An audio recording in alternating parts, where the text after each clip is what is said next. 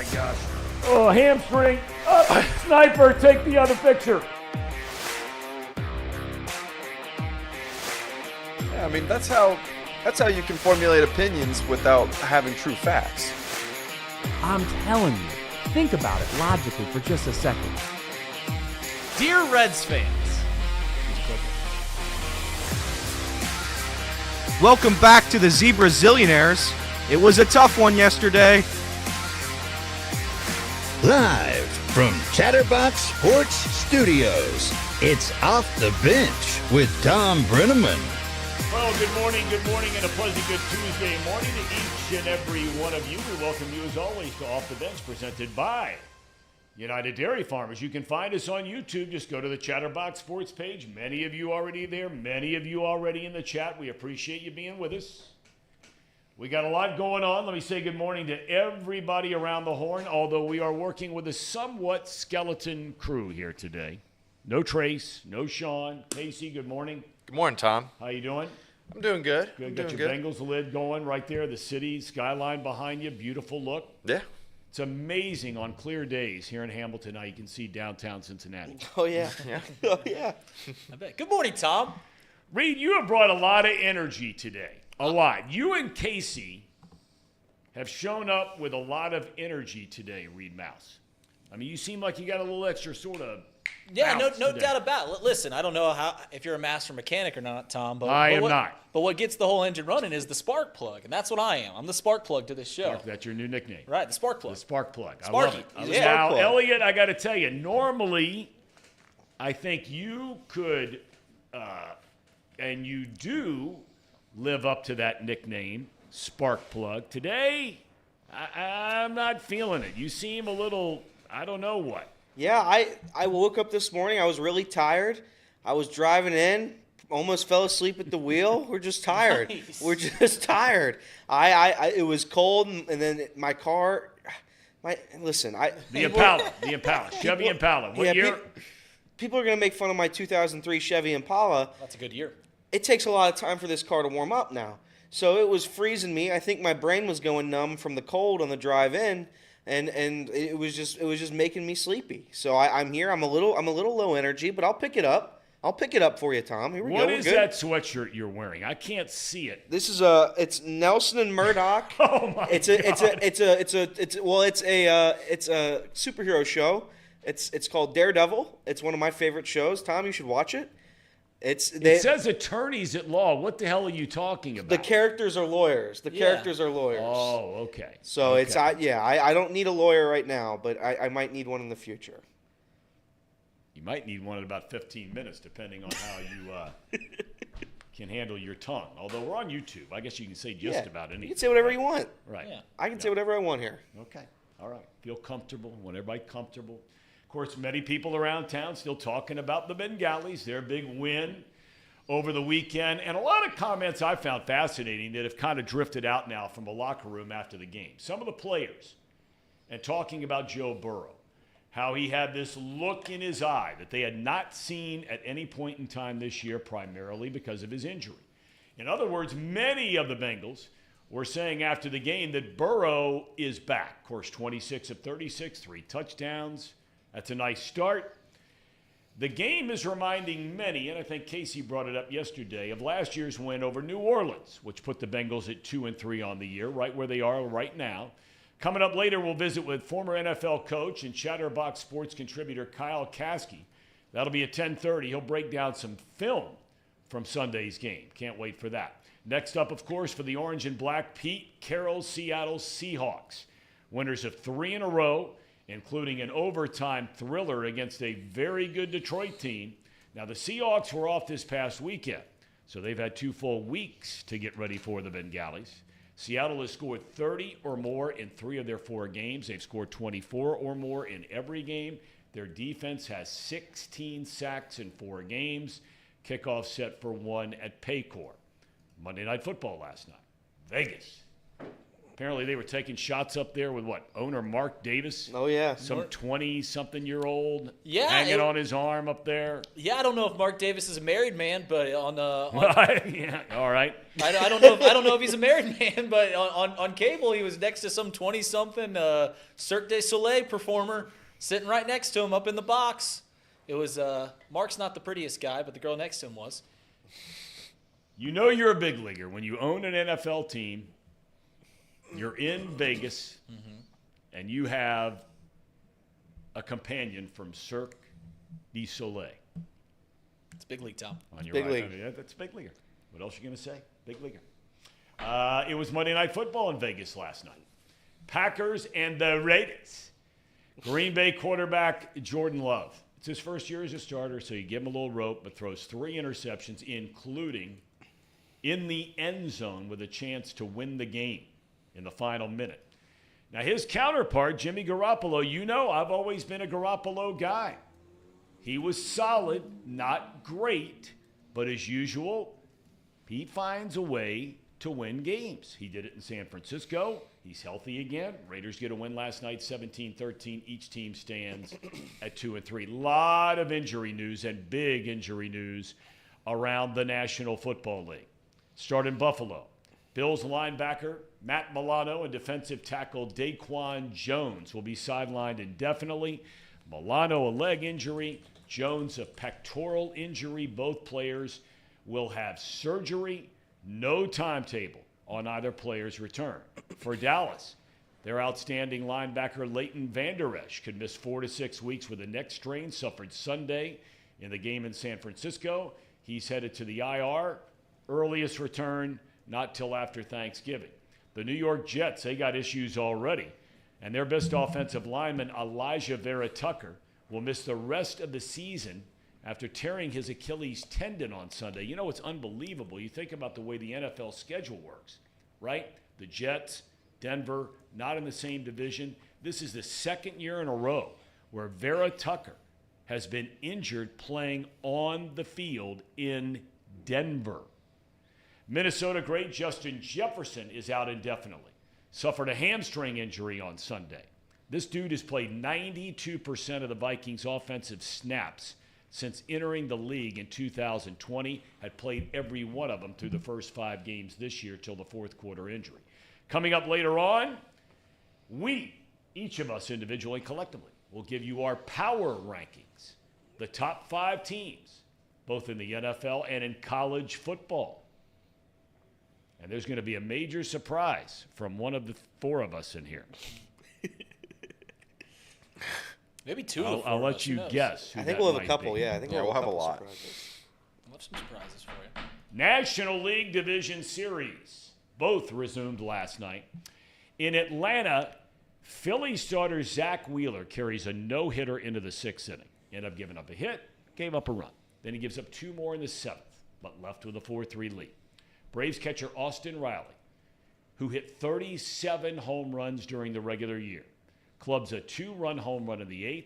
The Braves bullpen closed it out in a 5-4 win on an unbelievable defensive play at the end of the game. Philly had Bryce Harper at first, drive into right.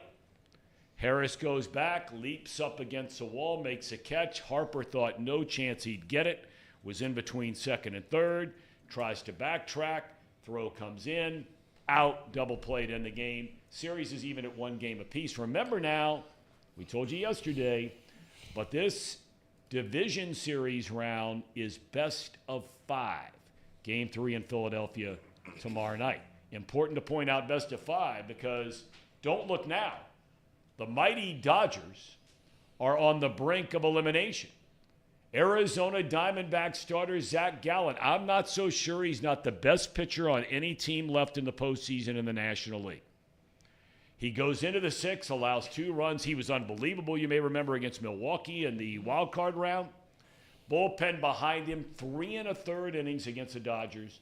1 hit shutout baseball, 4-2 Arizona winners. The Diamondbacks can close it out tomorrow night in Phoenix and advance to the National League Championship Series. Tonight, they're back at it in the American League. Houston and Minnesota tied at a game apiece. Christian Javier starts for the Astros. Sonny Gray will start for Minnesota. First pitch at 4 Eastern. You can watch that on TBS.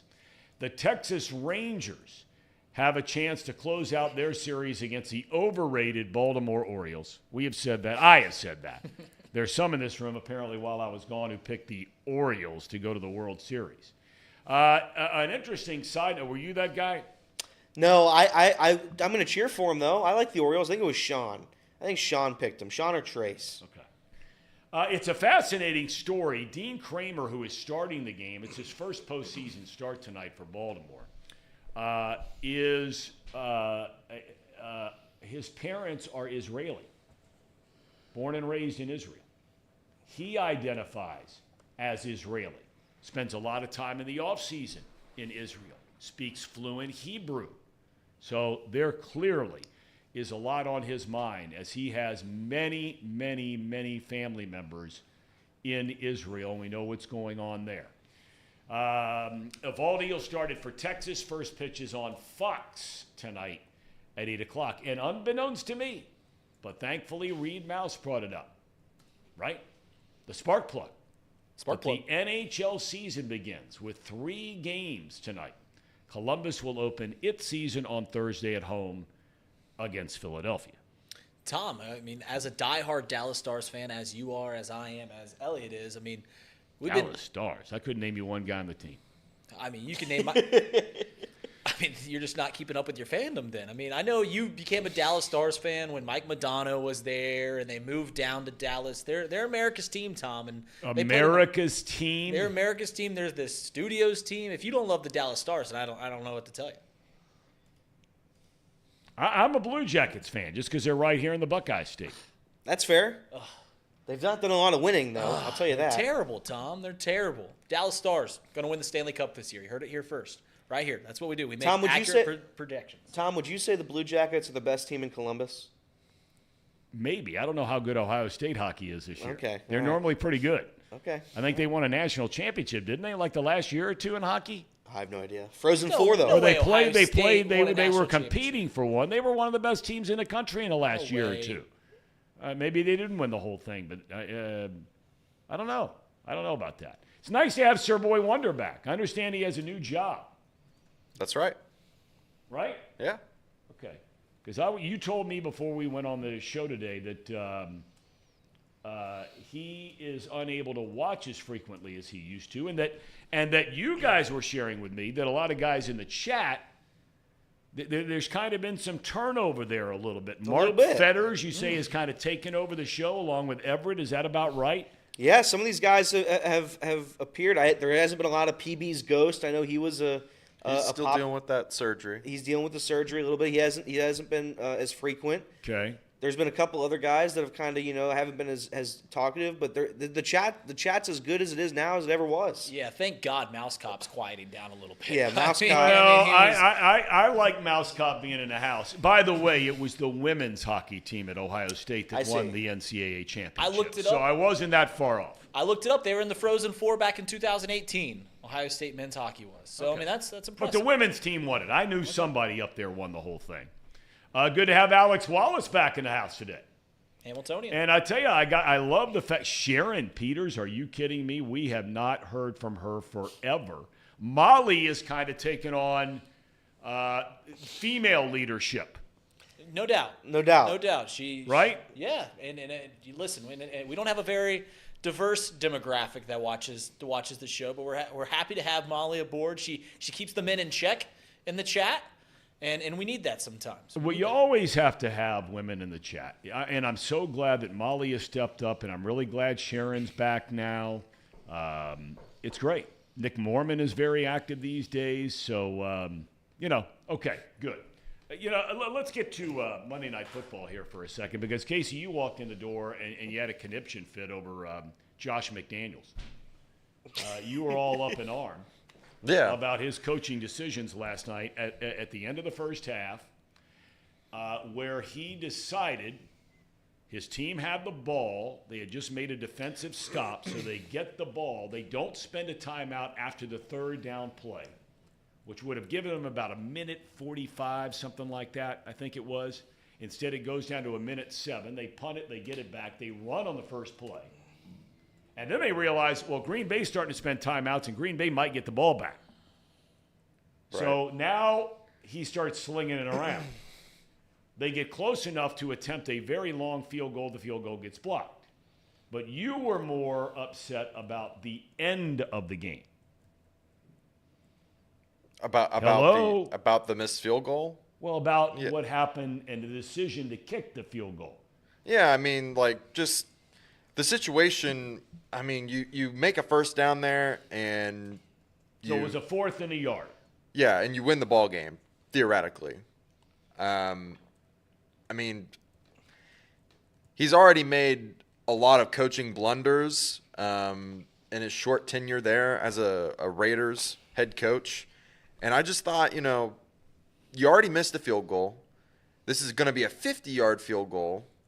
And not even missed. You got a blocked field goal. Yep. So it's already rocky. And I'm pretty sure there was another field goal or an extra point that was almost missed in that game as well. And you're just not going to run the football, like just run the clock out. You're risking throwing the ball. You're missing some throws, and then you don't go for it on 4th and 2 on on their 34-yard line. Just, I don't know. Wasn't a fan of it. I mean, they got bailed out by their defense. Luckily, Jordan Love just looks like a pumpkin. Yeah.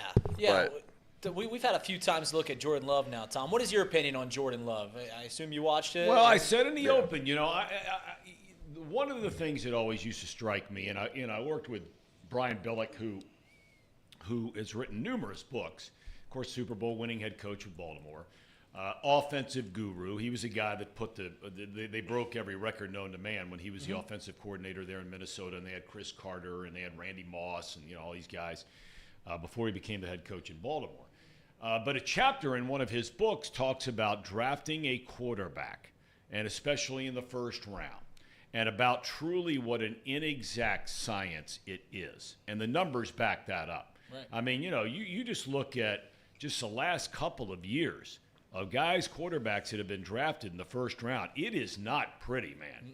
It is not pretty at all. So it's not like some guaranteed slam dunk deal here, okay? There have been guys that have been picked high. They've turned out to be great players. There have been guys that have picked high that have not.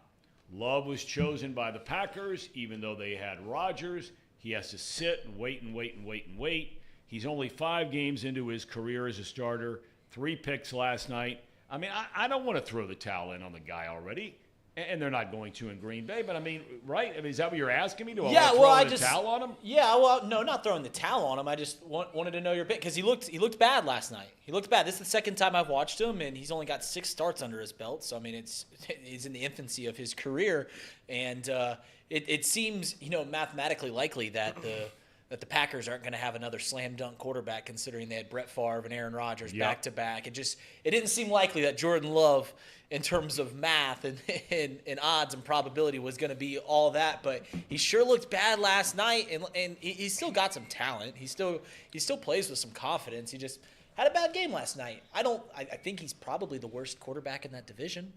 I think he's probably the worst not better than Jared Goff, Kirk Cousins, and I don't think he's better than Justin Fields.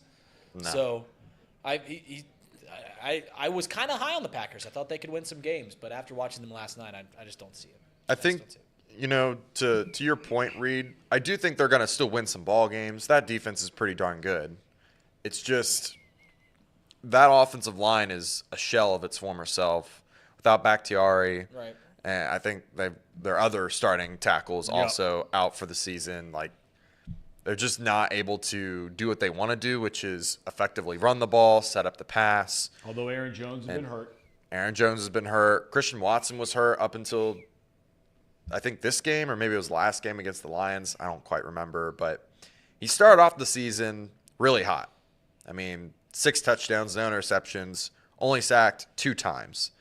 Since the injuries have accumulated, though, he's been sacked 7 times, 8 times. Thrown for 2 touchdowns and 6 interceptions. So Not good. Not good. Not a great start for him at the moment. And to me, I don't think there's gonna be a end in sight. With those injuries, they're all like season-ending injuries, so it's just tough. It's gonna be a tough evaluation. They got to make a decision on if they keep him or not, and I would be shocked if they kept him. I don't think Jordan Love is an NFL caliber quarterback. I mean, he's played 6 games. He's played six games. He's played 6 games, but I mean, he hasn't really shown anything. Trey Lance didn't have a whole lot of experience in the NFL either, and they parted ways with him. He's now a third-string quarterback for the Dallas Cowboys. Yeah. So we got a super chat. Is that what I'm seeing? Couple. Yep. Tom, got a couple. Sir Boy sent you some. Well, let's get to this one first. Love you guys, especially Reed. It's fun. Wow, especially Reed from Mr. Mo. All Nut Cutter Nation. When I say you guys are awesome, Tom, welcome back. Thank you very much, Mr. Mo. Appreciate that very much. And then there's Sir Boy. We were just talking about him. He's one of those guys, Miami guy, kind of like Reed is, where they go to tailgates and sip White Claws. That stuff doesn't go on in Athens, Ohio, brother. No. Females, perhaps, but definitely not men, not real men. They're not sipping on White Claws. I've got a funny story about White Claw. So I was at a bachelor party last weekend. I went to Nashville with my buddy. I'm my buddy's best man. Good town to go. Yeah, it was fun. It was a lot of fun. town. We went to the Bengals game. After the Bengals game, we're down bad. We go down Broadway, go to the honky tonk bars. We decide it would be hilarious because these honky tonk bars play nothing but country music, right? And they're playing Florida Georgia Line and all these things, but they'll take requests. We start putting money together, and we're going to make this band play a request. We asked this band to play in the middle of the honky-tonk bar in front of hundreds of people. We asked them to keep playing heavy metal because we thought that would just be in a bar where they're going Florida Georgia Line, back to Garth Brooks, and then play some Metallica for us. And then they'd play Metallica.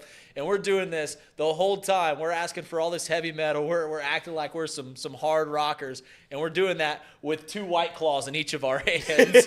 So we're in a honky-tonk drinking black cherry White Claws, asking for them to play Pantera and Metallica. But, Tom, one day soon, you'll enjoy a White Claw, and you'll love it. I can promise you that's not going to happen. Oh, my gosh. I can guarantee you it's not going to happen. I think you would like White Claws, Tom. I think we gotta get you on the White Claw bandwagon. They're good. It's not happening, boys.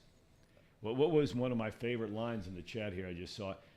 Nick says, White Claws are just flavored TV static. That's big league line right there. Then on the other side, there's Jimmy Garoppolo. I said in the open, this guy, all he did, and he has his shortcomings. Every quarterback does. But if I'm not mistaken, his winning percentage as a starting quarterback is among the top 5-10 all time. Now, you can say, well, he played for the 49ers. He had a great defense. Well, he didn't have Christian McCaffrey there when he was there, playing regularly, right? Got hurt last year when McCaffrey came over, and the best quarterback in the league is hands down right now. If there's a league MVP, it's not even close. It's Brock Purdy. I would agree. Right? Yeah. No, undoubtedly. Well, what were you shaking your head about?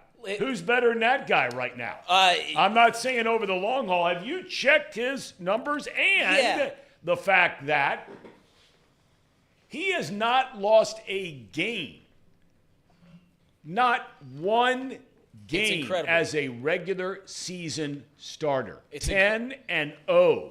Listen, Tom, I have a take, and I stand by it, that I think that the quarterback, and it's not a hot take, but some people like to push back. I think the quarterback is by far the most important thing on a football franchise like roster, more than the coach, I think a quarterback is probably 50% of a team's success. I truly believe that. Truly believe that. And we're seeing what Brock Purdy's doing over in San Francisco, and he's balling out. But if there was ever a story, if there was ever a situation that could push back would I believe in that a quarterback is 50% of why a team wins, it'd be the San Francisco 49ers. And that is because they've got a top 5 coach in Kyle Shanahan. Yep. They've got a top 5 offensive line. Yep. They've got top 5 skill positions between Christian McCaffrey, Brandon Ayuk, Yep. Deebo Samuel, George Kittle, a lot of them. They've got a top 5 defensive line, top 5 linebackers, top 5 secondary. They've got a top 5 freaking kicker. They are the best roster I've ever seen put together. And somehow... Did you say ever? Ever put together. One of the best rosters I've ever seen put together. And the only thing that they're lacking is an established quarterback. And still, we know this. We look at this, and everyone wants to talk about how great Brock Purdy is instead of how great the whole team is around him. Well, that's fine. That's a fair point. But the bottom line is there have been a lot of guys that have stepped into decent teams, perhaps not as talented as this team. But there are a lot of guys that have stepped in, and they have all these weapons and all this stuff around them, and they don't go 10-0. Yeah. I mean, if Purdy doesn't get knocked out of the NFC Championship game, I'd still take the 49ers to win that game last year. Yeah. They were the better team, No, I thought. They still are. They're still the best. They're the best team in the NFC. No doubt about it. They're better than Don't the give Eagles. away our power rankings. Okay. Yeah. And for me, like, that argument is it's not fair to Purdy because we saw what Jimmy G did with that, basically the exact same roster. It's fair. I mean, he's outperforming Jimmy G by a lot. I mean, Jimmy G. he looks good out there. Like, it's not. Well, hold on now. Jimmy G is 42-19 as a starter. Yeah, but Didn't there's Jimmy G but go he's to a performing Super so Bowl? much better. He did. 42-19 as a starter. That's pretty damn good. That's incredible, Tom. And he's still pretty damn outperforming good. Jimmy G right now. But He hasn't lost a game. Yeah, the team wasn't as good as it is now. I mean, it was the team has gotten Christian McCaffrey. Yeah. The team got Ayuk. Yeah. Does it bother you guys that, and by the way, we have I can't read it. You want me to read it for you? Yeah, go ahead. I From- know we sip on Miller Lite and bourbon in Goshen. That's out not far from your neck of the woods. Yeah, it's from Chad. Chad waits. Hopefully we see some nut cutters tailgating Sunday. Welcome back, Tom. Sunday, as in who day. Yes, as in who day. Thank you very much. And then we got Chad. one more And he said, super hashtag- chat. Miller Lite and bourbon in Goshen and Athens. A-Town. Tua is one concussion away. Oh, come on now. Come on. He is in the MVP convo. I agree 1,000%. Tua is the MVP at this moment. I disagree with that, but All right, here's what I wanted to ask you guys. Okay. And we'll get to Kyle Kasky here in a matter of minutes, and we can pick this back up afterwards. I did not realize the Bengals are $12.5 million under the salary cap this year. yep. Okay? Now, look, there have been years, the last couple of years, they've been well under the cap. They advanced to back-to-back AFC championship games. They advanced onto a Super Bowl. So, look, it all played out great. But we have always said on this show that they're missing fill in the blank, right? Now, you could say this year they're missing quite a few fill in the blanks. But when I still look at their team, the one thing that we all talked about during last offseason was that I thought they needed to address, and they chose Murphy in the first round to be a pass rusher, okay? He's not there yet. No. He's not there yet. He's barely even on the field most of the time, Yeah. right? That's the number one pick. And look, it sometimes takes a little time. But there were some guys out there that were either traded for, 6th and 5th round draft picks or signed late as free agents of guys that could have made a difference. I mean, with who got the guy from Green Bay? Help me here. Was it Baltimore or Cleveland? Smith. Oh, yeah, that was Browns. Right. I mean, now Steve there's a Smith. guy that he's not making $12.5 million, I don't think. No. Right? Does it bother you guys that they're sitting on $12.5 million under the cap? No, it doesn't bother me. I applauded the Bengals for the offseason that they had. And part of the reason that I had so much trouble with when the Bengals were struggling, and they still are struggling. I mean, just because they got a win and looked okay over the Cardinals doesn't mean they're not struggling anymore. The problem that I found with the Bengals is I look at their roster and I don't know what's missing. I truly don't know because on paper it should all work, right? And you could say, yeah, you miss Jesse Bates and Von Bell, and yeah, you miss a tight end. But I know I said yesterday that they really miss one, but I don't necessarily think that that's the end of the world. I look at the Bengals roster, and if you give me $12 million and go out and get somebody, I don't know what I would get. The offensive line hasn't been playing great, but it should be playing better. They've spent more than enough money on the offensive line. Right. And the safeties, we've spent so much draft capital on the safeties. I don't want to spend money there. The cornerbacks have been great. The linebackers should be playing better. The edge has been all right. Obviously, the wide receivers and the running backs are good. I mean, tight end is the one area that you look at and be like, hey, we probably should have done a little better there. But I don't necessarily think that the end of the world is having an ineffectual tight end. Yeah, and the unfortunate diagnosis for Foster Moreau, we have no idea what that – like, he could have possibly been a Bengal if he did not get that leukemia diagnosis. I think it's leukemia. He had some Hodgkin's sort of, lymphoma. like – yeah, I'm not Hodgkin's throwing in the lymphoma. towel on Irv Smith Jr. yet. I'm not either. You shouldn't. I'm not. You shouldn't. I'm not. But he's got to step up. He's got to get he's better been in hurt. blocking. He's been hurt. My question, Tom, is if we're not going to throw the ball to Irv Smith Jr., if we're not going to throw the ball out to him, then why is he on the field? Well, you got a point there. Because we have a tight end that is better at blocking. So if it doesn't matter, if Irv Smith's not getting open and we're not getting him the ball, then we should have Drew Sample out there taking more snaps and protecting our quarterback and helping to the run game. That's Casey's guy. DS89. Get him in open space, see what happens. All right, do we have Kyle ready to go? Yes, we do. Kyle Kasky, 18 years as a coach in the National Football League or major college football, 11 of those years with the Bengals, 5 seasons as the team's running back. And now he's coaching offensive coordinator, right, Kyle? Down in Louisiana. Yes, sir. Denham Springs High School, sitting here at the head coach's desk right now, pretending I'm the head coach, but I'm really the offensive coordinator. How's your season going? We're 3-3 so far. We've had some good games. We played the number 1 team in the state a couple of weeks ago and got manhandled pretty good, but we're in the district play now. And, we had a game where we put up over 500 yards and over 350 yards rushing, so I was pretty proud of that, being an old O-line coach and running back coach. You got to pound the ball when you need to. Yep. That's one thing that I look at, Kyle, and I'm a big Ohio State fan, okay, and I'm a Bengals fan, and those are 2 teams that stand out to me. And it made me crazy all the years that I broadcast, 25 years in the NFL, about teams just as the game has evolved and more of the passing game and that kind of thing. But I just scratch my head, Kyle, and help me here for a minute. Why do I see so many teams on 3rd and 1, 4th and 1, shotgun formation, throwing the ball, rather than just lining up and smashing somebody in the mouth?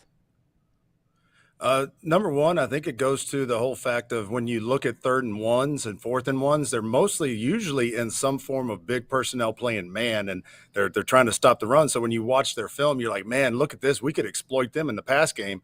Hey, we can get some passing yards. We could get a big play. But there's times where sometimes you just need to, like you said, just run the ball and get the first down and go from there, because I would rather take my chances on 1st and 2nd down than have to take a chance on 3rd or 4th and not, have to give the ball back just because I want to take a shot. Now, there's a time and a place for some things like that, but not if it's like almost every time. And I feel like right now it's getting to a point where it's you see it a lot. I mean, I love the tush push, if you want to call it. I actually have that play, and I don't call it that. I think that's just kind of a bad term. But that's a play you just get down, you get the first down and move on, and then go on and do your thing after that.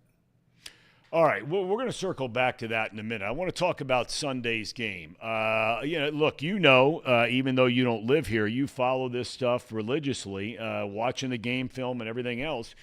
Everybody around here was all over Zach Taylor and Brian Callahan after what had happened prior to this past Sunday about, hey, look, you knew Burrow was hurt. Burrow was hurt since July. Couldn't you have done something about it or done something differently about it to make this offense look better? What was different Sunday, if anything? Well, number one, I guarantee you Joe Burrow had to have gone into them and said, hey, guys, I'm healthy. Let me play. And because they did some things in that game that looked like the things they were doing last year, and even back to when he was at LSU and he was having the best season ever of any college player. They got in a lot of empty the other day. I want to say they had only been in empty not even 5 times on the whole year going into that game. and they were in empty a lot, and that's good for Burrow. Burrow loves that. It spreads the field out. It gives him a chance to look at the field, and he picks it apart, and that's what he did really good. Now, one of the things they did at the beginning of the game is they threw a very easy, quick game concept. It's like a pivot concept, and they just ran a guy over the tight end. Tight end ran a basic. He had a flat by the back, and it's a simple concept, and it just got the ball out of his hand, got a completion. And then like 2 plays later, they're running a run play, or it might have been the second play of the game, and Chase is running a little 5-yard out, and it's a run play call, but they're playing off on Chase, and he just throws this little 5-yard out that they always do. And right now, that's what they need to do. Is it's a rhythm. And, Burrow needs a rhythm. And one of the things I noticed too that they actually did it. They did a little play action. Now it was out of the gun, but they did some play action where they took a shot, and that's what that big play was. And man, you got your horses out there. Let them run and protect it up, move the pocket slightly like they did, and it keeps those guys from a straight rush, just pinning their ears back and just rushing straight at him. And it moved the pocket a little bit, gave him enough time, and he launches the ball just like you've seen in the past. But I think it's more of getting him back to what he's comfortable with. And again, I think those empty formations in the pass game are what he's comfortable with, and you saw a lot of it. All right, so walk me through, because for the layman, and I'm a layman when it comes to this kind of stuff compared to a guy like you and film, the natural reaction for fans or for a guy like me is to see Joe Burrow with an empty backfield, and that's what you're talking about when you say they go empty. Yep. They're splitting 5 wide, right, the whole 9 yards, no extra running back there to pass protect, whatever it might be. You know where I'm going with this. The first thing I think as a Bengals fan is like, are you kidding me? Burrow's going to get killed back there. But that's not what it's designed to do to the opponent's defense, correct? Correct. And it's designed to think about this. If you've got everybody condensed down in there, and you could condense your whole defense down in there, you're not having to cover the whole field. What you do when you spread them out and you get 3 guys on one side and 2 guys on the other, and you spread them out, it's them to have to cover the whole field. And the one thing I pointed out in last week's game is they went empty on the goal line versus the Titans, and they had nobody but 4 D linemen inside in the box because they weren't worried about him running. Well, Burrow showed he'll run again now, so now they have to respect the fact that Burrow can run, which takes somebody away from being able to just run double teams on Chase or run double teams on Boyd or Higgins when he's playing. Shoot, they should double team Trent Irwin right now the way he's playing. But, you get those guys widened out, and they have to cover the whole field. And Burrow knows pre-snap right now, I'm going to this guy because I see what they're doing. And that's how good he is at it. And it's not just like he's picking Chase. He's finding the right guy for that route concept they have called, and he gets the ball out of his hand really quickly. And the whole turn and 2 thing, like when you catch it and you just turn 2, it looks like a shortstop turn and 2. Mm-hmm. That's something I didn't see the first 4 games. He was catching the ball and getting rid of it so quickly the other day that's what another thing you were missing right now. But I saw that happen, so maybe it's back. And a lot of people were talking about, even in pregame warmups, Kyle, that Burrow appeared to be, and through the course of the game, healthier than he's been, more mobile than he's been, escapability that he's been through the first 4 games of the season. I know you wanted to illustrate a play, even though it wasn't a great play, a successful play, but something that would certainly lead you to believe that he was healthy, right? Yeah, and there's I believe this one you're talking about, it was a sack. Yeah. But before the sack, I mean, the moves this kid is making before he gets sacked, he's literally hopping around, bouncing sideways. I mean, and then he takes a hit, and he just hops right back up. And it's a play that, yes, it's a sack. I get it. It's not. There's a lot of other things wrong with the play, but it's what he showed in this play that you'll see happen here. Now, this is you'll see he can bounce when the snap comes. He'll bounce around, and it's well enough to avoid a few defenders. Now, he's not getting out of this sack, guys. But watch what he does here. I mean, a healthy Burrow looks like that. Yep. And again, there's issues with this play. Don't get me wrong. There's issues up front that maybe he should have gotten the ball out quicker. But the fact that he's able to do this with his legs, that should be something that Bengals fans and the Bengals team see and go, okay, our guy's bad. He takes that hit and he hops right back up. And he played an amazing game, taking a few hits. And again, he ran the ball. He had a 10-yard scramble and another 5 5-yard scramble later. But 2 of the touchdowns that he threw to Chase were basically scramble drills. And that's something that's been missing too. He scrambled around, got out of the pocket, stayed calm, stepped back up in the pocket, and then a couple of those throws that he threw to Chase in the end zone on those scramble throws, I mean, you wouldn't have seen that in week 3. You know, looking back on your career as a player, you were a defensive player. You spent most of your time on the offensive side of things as far as your coaching career is concerned, including, you know, offensive quality control, offensive line coach, running backs coach here with the Bengals when Mixon came into town. I want to ask you about Mixon specifically. To me, I made the comment yesterday. Watching him this year, he's always been a passionate player. You know him and know him well. He's always played with a lot of fire. I think his teammates genuinely like him quite a bit. I mean, some of the stuff that's gone on off the field, I'm leaving that part out of it here. But I'm saying he gives you everything he's got all the time. At least it looks that way to me. And he looks like he's capable of doing a lot of damage still in his career. I don't think that he's washed up or any form or fashion. How do you think he looks?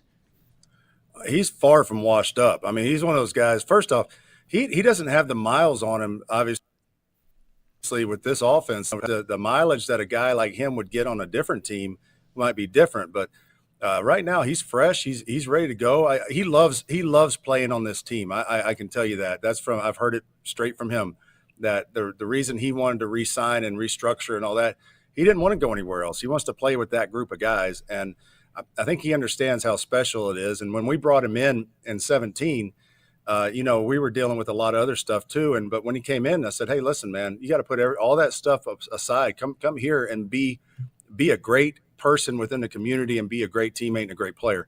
And the kid has done everything. You know, I know there's been some issues this past, you know, but some of the stuff, I don't know if it gets overblown, but I can tell you this much. Like, the kid's not going to purposefully do anything to hurt somebody, hurt the team. He really is. He's grown up a lot.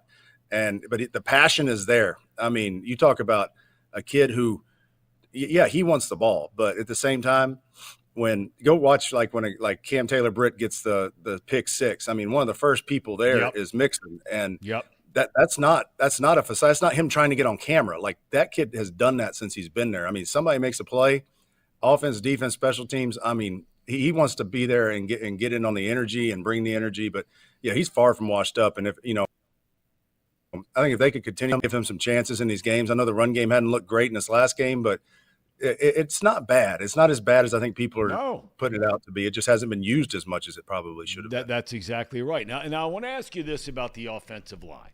They're spending a king's ransom on this line, especially at left tackle, center, right guard, right tackle.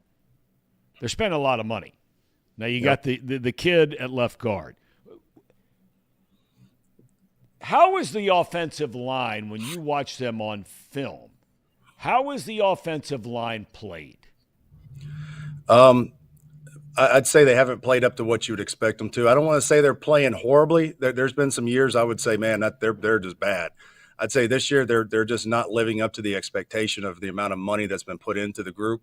Orlando Brown at left tackle, I mean, he's done some things that are a little questionable on his sets. And I know I worked with Frank Pollock for a year, and I know Frank doesn't teach the sets that I'm seeing from some of these guys. And I think sometimes they get in their own head, and, you know, offensive linemen are known to, you know, kind of do their own thing at times when it comes to trying to stop a pass rush, especially if they've gotten beat once or twice during the game. But I think he's just got to stick with what he's doing. I think the other guys are playing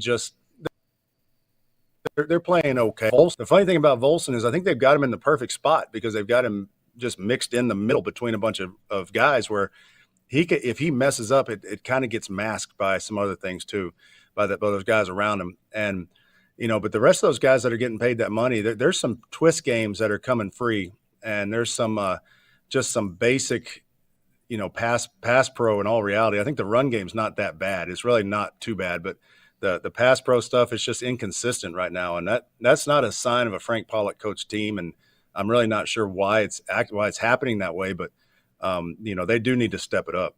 All right. Well, I want to just from a philosophical standpoint, because you've been there for a long, long time. People around here are on Volson pretty good now.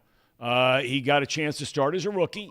Here he is starting for a second straight year in an NFL locker room over the course of a season. Now, look, they're not going to sit down, even if he's playing bad. They're not going to sit down guys that are making a lot of money, okay? But is there still legitimate competition for the starting left guard for the Cincinnati Bengals 5 games into a season? I would say yes. I think it's always there. I think it's one of those things where it's got to be an obvious change, though. Whoever the guy you're putting in, when you put him in, it better work, and he better be the guy. There better be full read in practice, something that in the meetings that's going on.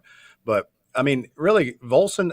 In all reality, if you go watch the team overall, and if people want to say he's the weak link of the group, sure, he's the young, whatever. He's the low drafted guy, the non-big salary guy, but he's also not playing nearly as inconsistent as some of the other ones. So if he wants to get, I'd say this, there always has to be competition, because I always told the running backs too, is if you don't help number 2 behind you get better and you're worried that he's going to overtake you, then he's going to overtake you.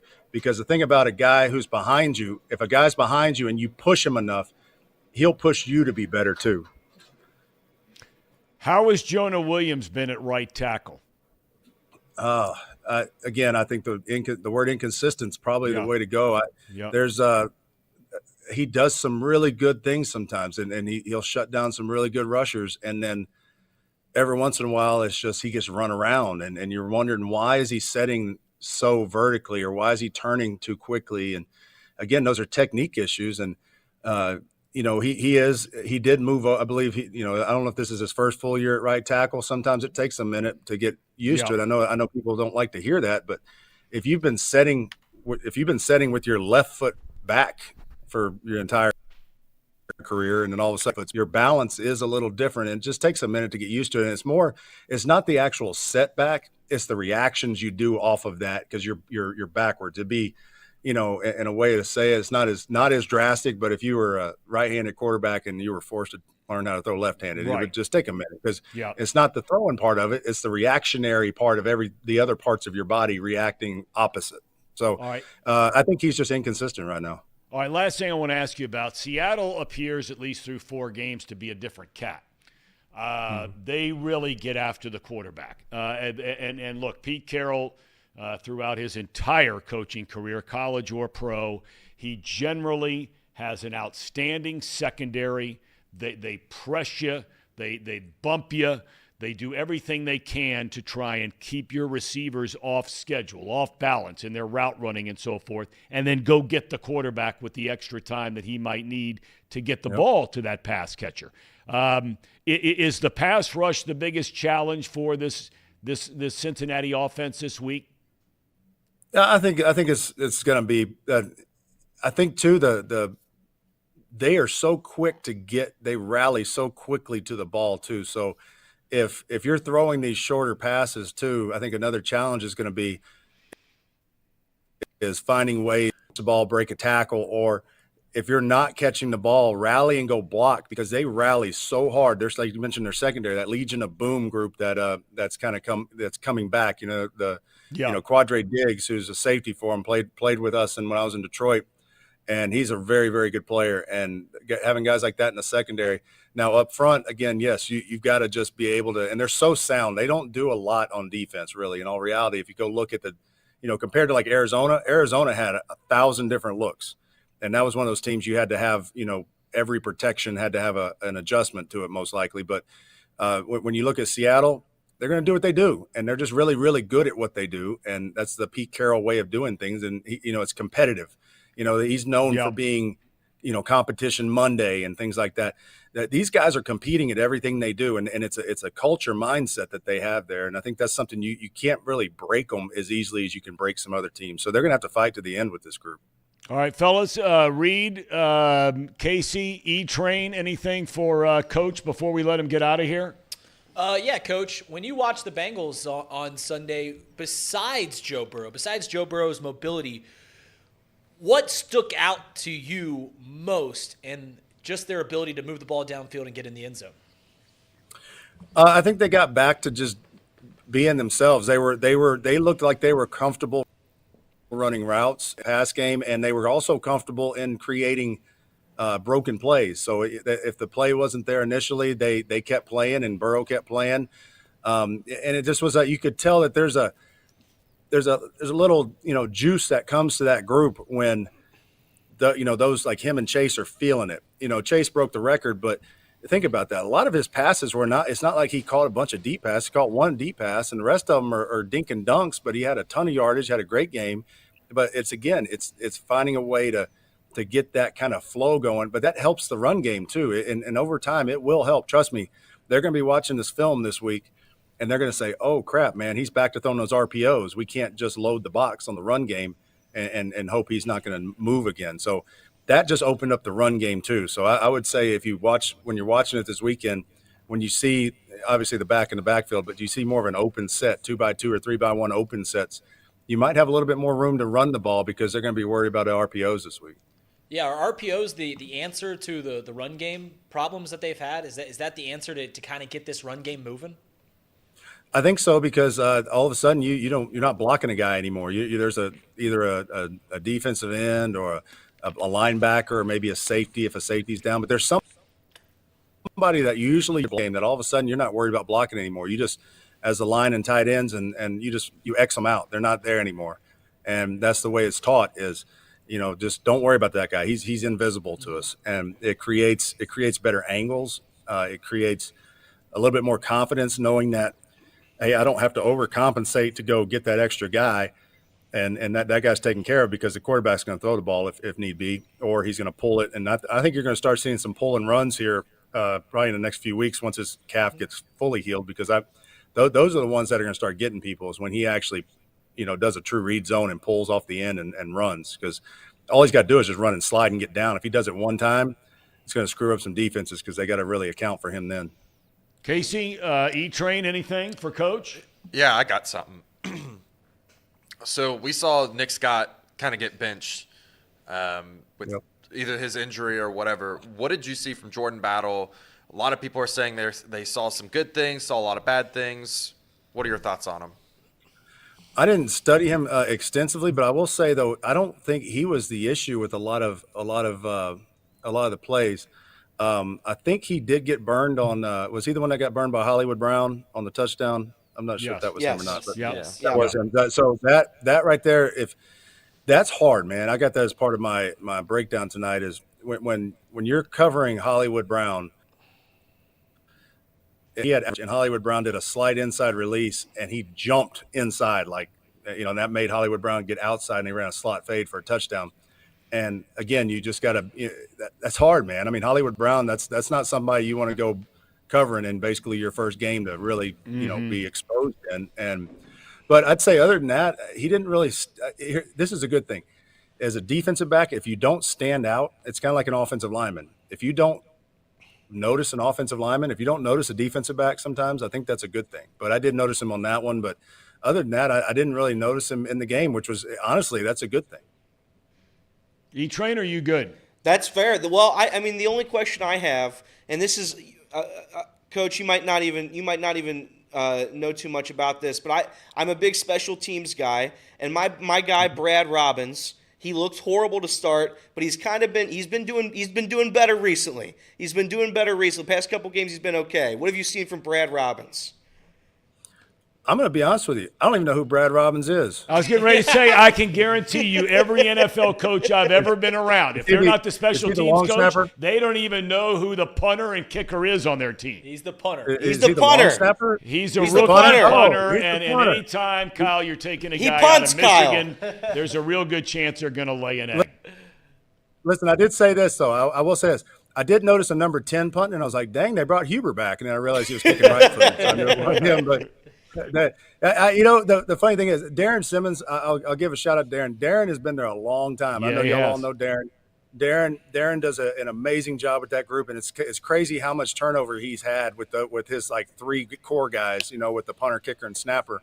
And I mean, he's had those guys ready to roll, and I mean, I'll knock on wood right here, but you haven't noticed them, and that's the good thing. There hasn't been an issue with that. The one good thing about special teams, though, is, Trenton Irwin's making some plays. And, I mean, that kid's standing out. The Bengals are lucky to have that kid, man. The fact that he's able to step in, that's a big-time backup to be able to come in and do what he's doing. And I thought it was very important, knowing that it's interesting you bring him up. I thought it was one of the more overlooked aspects of that game, offensively speaking, right there in the first couple of series when they get 10 points on the board in the opening quarter, was the fact that, look, Arizona knew you didn't have T. Higgins, right? The Bengals tight end pretty much has been non-existent, that position most of this year early on. I think that will have a chance to change. But look, they knew Boyd was there, but early on to connect with Irwin a couple of times to start that game. I think one went for 7 yards, another went for 12 or 14 yards, something like that, where at least it gave Arizona, if nothing else, something to think about. Yeah, and the thing about going to a Trenton Irwin is all of a sudden now you're thinking, well, they just took Chase and Boyd and the tight end and Mixon, they took him away, and then here comes Trenton Irwin. Yeah. And if you're getting balls to your, I don't want to call it, I hate to say he's the fifth worst skill guy on the field, but he's the fifth one they're thinking about. He's fifth on the list of skill guys they're thinking about on the field. And to be able to find him like Burrow was doing, and for him to make the plays, that makes you feel better about, if something were to happen down the line to somebody else, that you've got a guy to pop back in there and take over.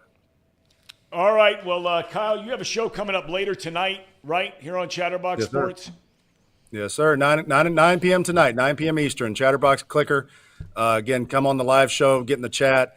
I'll be covering the offense, defense. I don't have a special teams clip, but if you really want me to, I can go find one. But no, don't waste your time. Don't waste. We're going to break down the run game, some of the coverage issues the defense had.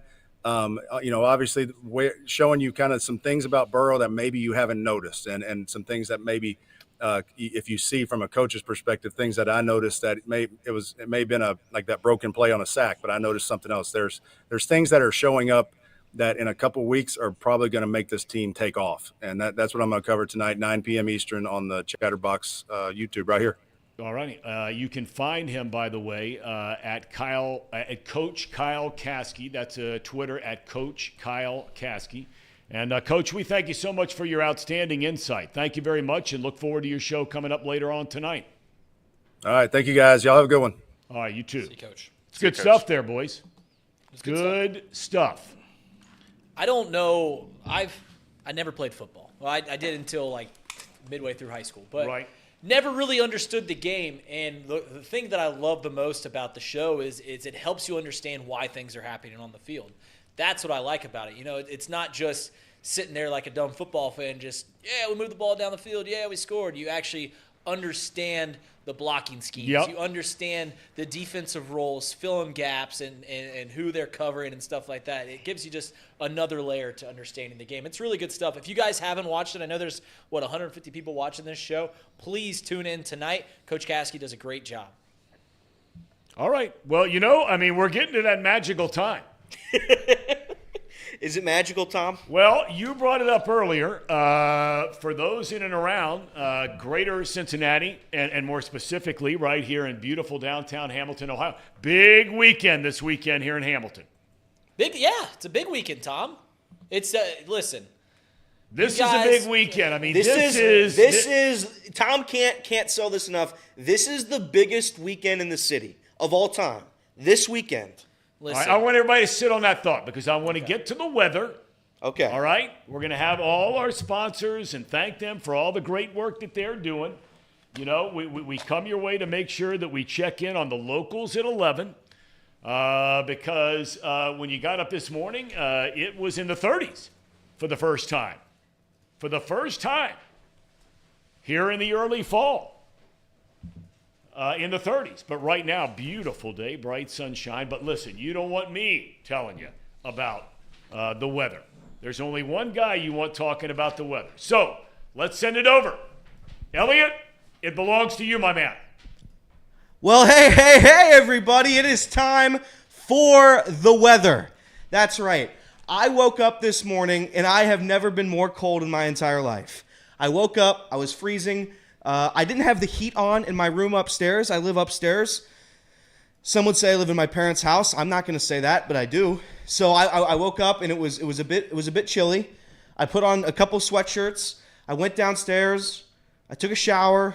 I went outside, and then I froze. Everything was frozen again. I got in my car, which many of you know is a Chevy Impala. It's a 2003 Chevy Impala. How many miles does it have, Reed?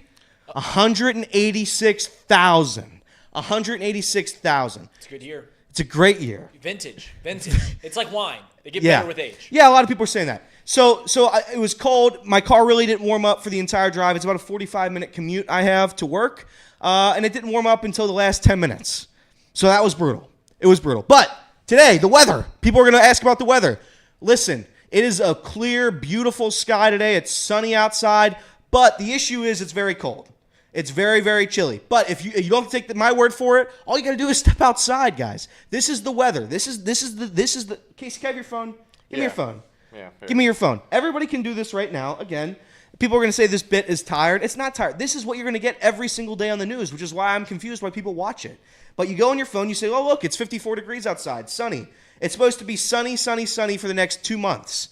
So it's going to be really sunny. The issue is it's going to be really cold. I don't know how the sun, I'm not a scientist. I am a meteorologist. I'm not a scientist. I don't know how the temperature works because I feel like if the sun's shining on me, I should be warm, but I'm not warm. I'm cold. I don't know how it works really. So we'll have to deal with that. Again, very cold, high of 63, low of 38. It's going to be, if you're going outside at night, don't do it. Don't do it. There's a chance of frostbite. I'll say this. As a professional meteorologist, it is an absolute frostbite condition. So be careful. That's the weather. Meteorologist Elliot, we're out. Casey! I'm still on. Hey, wait a minute. I'm still on. Wait a minute. Bring it right back, Elliot. You're going to bring it right back. Nobody's here to. I can't. Chip's not here anymore. Throw it over. Give me a nickname. Okay. Give me a nickname. Okay. Ronald Reagan. Mr. Gorbachev, tear down that wall. Listen, I just got to buy time. So we're going to do this. We're going to buy time. 1. All right, give me right back, Ronald. Give me right back. Thanks, Ronald Reagan. Okay, so we're back, and I can see. I can see. Yeah, so the weather's going to be cold. That's all I got for you. Really, if you have a sweatshirt of any kind, use it. I'd use it. If you got a jacket, a warm jacket, Burlington Coat Factory. It's actually where I got this. I paid. You know how much I paid for this jacket, Tom? How much? I paid $88 for it. No, it's a big league jacket. Yeah, well, it might help to take the tag off the left sleeve there. Is there a tag on there? Oh, there is.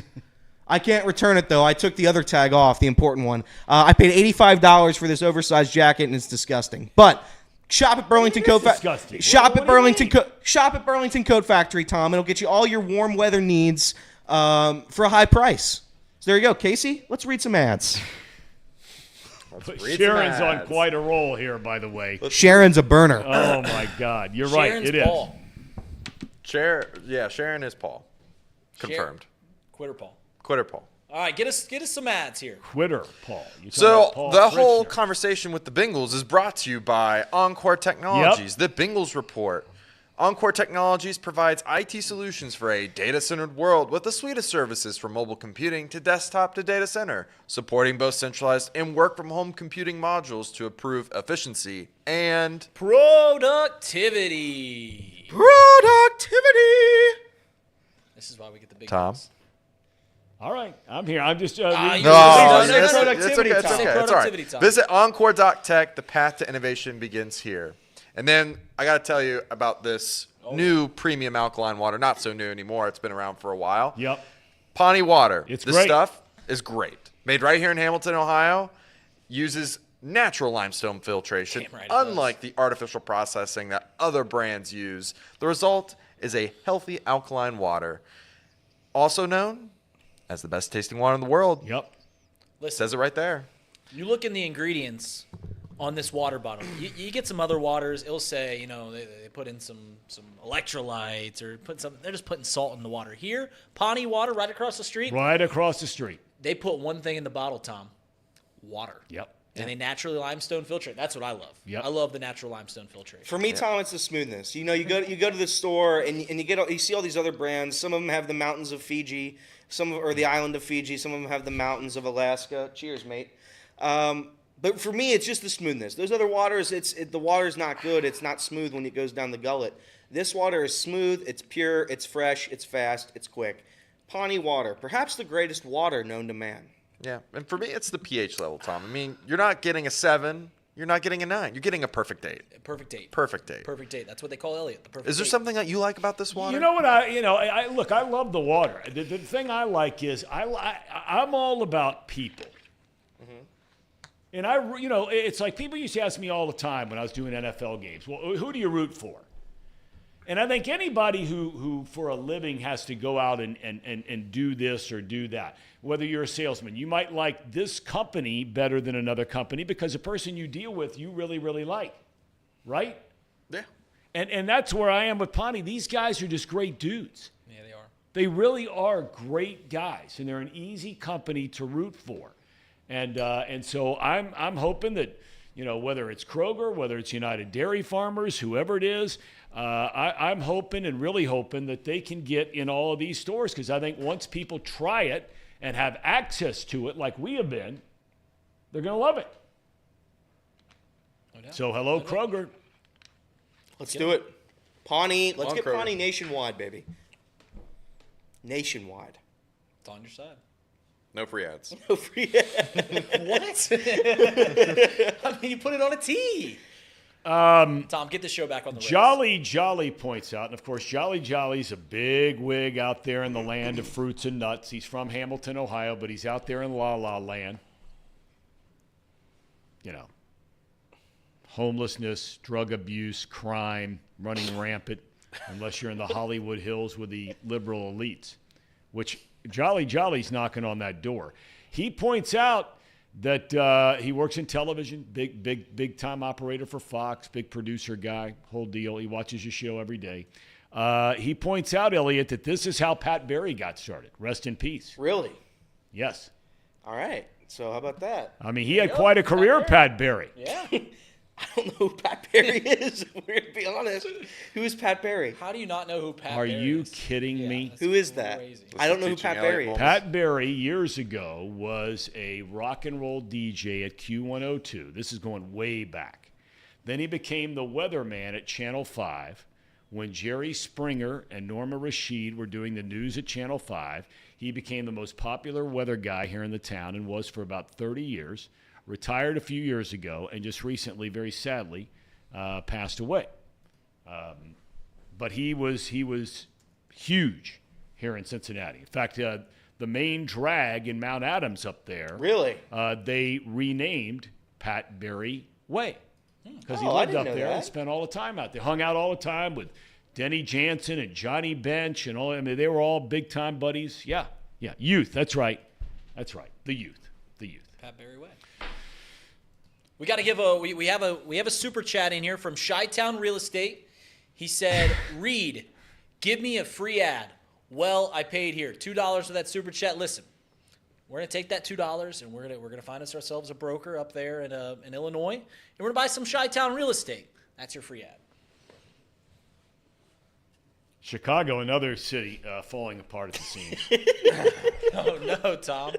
No, it's funny. I ran. No, it's not actually. There's nothing funny about it. It's sad. I ran into a guy yesterday whose daughter went to Indiana, got a graduate degree, was so excited about moving to Chicago. I lived in Chicago. What was the Single guy's name? When I was, what's that? What was the guy's name? I don't even know. But I Wasn't the seen same him homeless working guy, out was from it? time to time. What's that? It wasn't the same homeless guy that all. No. And this guy was telling me his daughter went to Indiana, got a master's degree. She was going to work in Chicago, her first job, big job, all this kind of thing. And, I remember when he told me she was getting that job and I had a chance to meet her. And I'm like, God, you're going to love it. I was there when I was, young and single and 26 years old and this and that and everything. I said, it's the most unbelievable place in the world. And it was. But he told me yesterday she's been there now for 9 months. And whole different ballgame there. Wow. Yeah, it's sad because that is one of America's. It was the best big city in America forever. And I don't know what the hell is going on there now. I lived in a homeless shelter in Chicago for a month in college. Swear to God. You lived in a homeless shelter in Chicago Yeah, for a month? For a month. It was a homeless shelter / rehab facility, yeah. And I lived in there because we, at my university, we have to go on these things called cross-cultural experiences. Wow. So you could pick to go to like China, Israel, and stuff like that. I picked to live on the south side of Chicago in a homeless shelter for a month. No kidding. Yeah, we every day for food we ate expired Starbucks food. We it was an eye-opening experience. I actually enjoyed it, but yeah. That's amazing. Yeah, it was cool. Learn something new about you every day. I think that's fascinating. There's I think it's layers one of to the me. most interesting things I've ever heard in my life. We'll have to dive into that more and more someday. Yeah, absolutely. Yeah. I think we should. More than happy to. I think we should. All right. We have not gone over our picks from last weekend, correct? Correct. Are we going to do that right now? Let's do it right now. All right, we still have coming up. Give you our Power 5 rankings in the NFL and in college football. One of our, hosts here has really gone out on a limb on that college football thing. I'll let you figure who that might be. Okay, where are we starting? Let's start with college football. All right, college football. Here we go. Sean and I picked Oklahoma. Yeah. Sean Sharp. stood in for me, so that's Oh, so you're not even in this. no. I was gone last week, so Sean Okay. stood in for me. Elliot, did you bet on this game? I did, Tom. Okay, enough said. Yeah, this was the first time that I bet on Texas all year. You told me yesterday you did not bet over the weekend. I didn't. But this is like in the show. Oh, in the show. This is the first time I bet against or with Texas. Okay. I thought Texas was back. They're not back. No, they're not back. They're not back. Okay. What do we got next? Next, we got LSU versus Missouri. Look at you, I'm Tom. trying to think. LSU Whoops. won that game. Did you see how they won it? I did. Yeah. 49-33. Guess who I had on that one too, Tom? Didn't have LSU. See, this is a bad pick by Sean. I would have gone LSU. And I would have been right. See, Last- you guys are. I last mean, leg of a my lot of parlay. you guys, and especially and Elliot. I'm guessing now. I don't know this, but if you're like every other UC fan I know, you're south on Brian Kelly. I'm very south on Brian Kelly. That's correct. Okay. I think I don't like what he did to our program. I don't like the way he did it. So I am. What do you mean what he did to your program? He left. He left before the biggest The game. second part of that, elevated the the second program. part of that is accurate. The first part is inaccurate. Correct. Well, okay. You yeah, he can't was say very what good. he was did to very your good. program Rah rah rah rah. Brian for Kelly. your But program. Before the biggest game in school history, he leaves. I hear you. That's not right. You think that's fair? That's not what a leader of I men would think do. it was Tom. more the way he left. Yeah, I mean the way he left too. It's that was one of my favorite UC teams. That was Tony Pike. That was Marty Gilliard. That was an amazing team, and he left and quit on us. And then we died against Florida. Tim Tebow just had his way. I think if Kelly's there, I don't think that changes that game. No, I think it does. At I think all. that kills the momentum. I did that game. They had no chance. No, Yeah, they had what are a you chance. talking Guys, And come on. you You think Brian and Kelly's with none. 40 points? It was Urban and Tebow's last game. Come on. Not happening. Well, Okay, I mean, what's Urban next? Tebow's one thing, but Pike- What's All right, next? We got UK versus Georgia. Now, this is one I got sucked in. Elliot, apparently you did too. Whoops, that was my bad, Tom. I mean, I'm 0-3 to start this. This isn't very good. Did you have money on this game? I did not. The only thing I had in this game, I had Georgia in a parlay. I didn't bet the spread. I didn't like the spread because, like, obviously you see me there.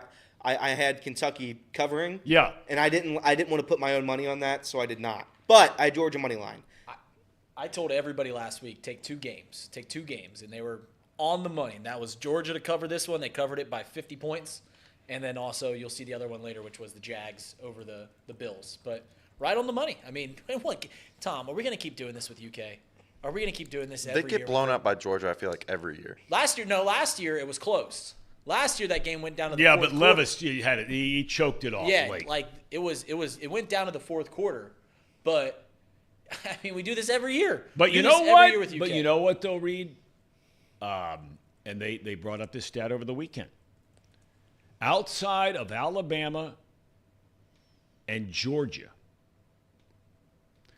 Kentucky has the most wins of every other team in the SEC over the last 5 years. They're in the East, right? Listen, I'm not. So is Florida. Well, You think they get better players in Kentucky? The Florida Gators? yeah. Right? I hear you. Okay, I'm just saying. I mean, it's pretty impressive what Stoops has done down there. I think it's amazing. But they're not ready to run with the big dogs yet. That day will come. All right. All right, next one. This one hurts a lot. Oh, boy. Elliot, have you won a game yet? Tom, No. I don't mean to sit here and bring this up over and over again. I mean, why are you kicking a guy when he's down? I'm 0 for 4. I'm 0 for 4. It doesn't look good. It's not like you've been any shining star. I don't know what your record is here. I don't have my own. What do you call it that you have at Betfred Sports? What do you call that thing? I'm glad you asked. It's called the Zebra Zillionaires Boost on Betfred Sportsbook. That was a great call. Zebra Zillionaires what? Boost. It's a boost. What does that mean? So it for takes, those of us non-degenerates. Okay. Well, so if you're a non-degenerate, what you do, you go to Betfred Sportsbook, the greatest sportsbook known to man, and you take the Zebra Zillionaires Boost, which is my 2 picks in a parlay. And what they will do, they'll take the odds that I have on my picks, and then they'll boost it up. Boost. What does that mean? Boost. So make the odds better. if it was plus 200, if it was 2 to 1, they'd bump it up for greater odds. It would be It's 3 like 3 to 1. 3 to 1. 3 to 1. 4 to 1. So you get more money. You get more money. You get more payback. You get more return. And how's that working out? Next pick. All right, what's next? Next, we got OSU versus Maryland. Oh, boy, the mighty. Oh, boy. I mean, Casey, you won. this is brutal. Yeah, we won. That was a bad. We won. We won. Right. Yeah, bad beat for the guys that Let's picked see. Maryland. Trace picked Maryland. Who else? I can't see it. It's far away. I think that's Elliot. Here's the thing. You win some and you lose some. This week I lost everything. I lost it all. I went 0 for 5. Honestly, that's pretty impressive. If you faded every one of my picks, you're a very rich human being. But I can't be up here and make winning picks every week, Tom. No, it gets better. Don't worry. It gets better. Wait, I didn't do good in NFL either. No, you did not do great in the NFL. You don't even have the record, so we don't even know what we have. So go ahead. Well, I was just going to say, I want to give a shout-out to Trace on that Ohio State-Maryland pick. He picked Maryland. He was wrong, but he sat there at the desk, and he said, it doesn't matter which side of the bet you were here, you're going to feel grimy after the game. And you did. Like, even if you were Ohio State and you won that bet, I mean, Maryland was leading in the third quarter. Right. They were up 10-0, so That's they were right. up, 30 points in the second quarter, then they go up a touchdown in the third. Yep. And it's just a backdoor cover, and he's absolutely right. You felt grimy either way you were on that pick. NFL, I Okay. can't wait. All right. We continue on. I'm concerned now. All right. All right, 0 for 6. We're 0 for 6. We're 0 for 6. Listen, I love my chances for the next pick. I don't know what game I picked, but I love my chances. Usually what happens... This is almost statistically impossible. It's not good. It's not a good look for me. Everybody knows this. Everybody knows I'm a bad gambler. Now, granted, I've never seen me go 0 for 6 quite like this before. I don't think I'm going to go 0 for 7. I don't think I'm going 0 for 7. Elliot. Casey, run the next picks. All right. So we were all wrong. Okay, again, so that's okay. I'm 0 for 7. I'm 0 for 7. God. But Tom, to be fair on this one, Lamar had all his receivers drop every pass he had. This isn't even a bit. I can't make a bit this funny. The fact that I'm 0 7 I have no hope in sight. I mean, the chances of me going 0 for 8 here are high. I don't know what the next game is, but this is brutal. I mean, this is just brutal. Quick thing I got to say, this is incredible. Don't sleep on the Steelers. Their offense is absolutely disgusting, but they got a good coach and they got a great defense. I think they're going to win 9. Spurlock, by the way, is killing it. He's killing it. He's killing Good it. fill-in. All right. Okay. Next up, let's see what happens here. So I don't think I don't think I. What are we doing, guys? Hang on. To be fair to Elliot, he does his normal shtick. I just didn't actually put it in there. So maybe he might have actually won this one. What do you mean you might have won this one? What the hell does that mean? Well, it says, Casey, it doesn't. I mean, it says I picked the Bills, though. Yeah, but Elliot does this shtick where if If everybody picks one team, Tom, you take the other team because the public the public perception is usually wrong. So that's what I did. I think that's what I did, but we don't know. So now I look like I'm 0 for 9. Yeah. I You're told 0 you for guys 8. for You're 0 5 for 8. days that I'm the 0 for 8. Jaguars were going to win this game. It's not Jaguars. Jaguars. Jaguars. I'm 0 for 8. Jaguars. I'm 0 for 8. I won't be 0 for 9. That's a promise. Casey, Well, run let's the clip. find out. We move on to the next one. There you go. There you go. you He's go. on the board. Disgusting. How could anybody in their Disgusting. right mind? And look, I'm wrong a lot more than right on these picks. My record stinks, and it's proving it today here. But in all seriousness, when does the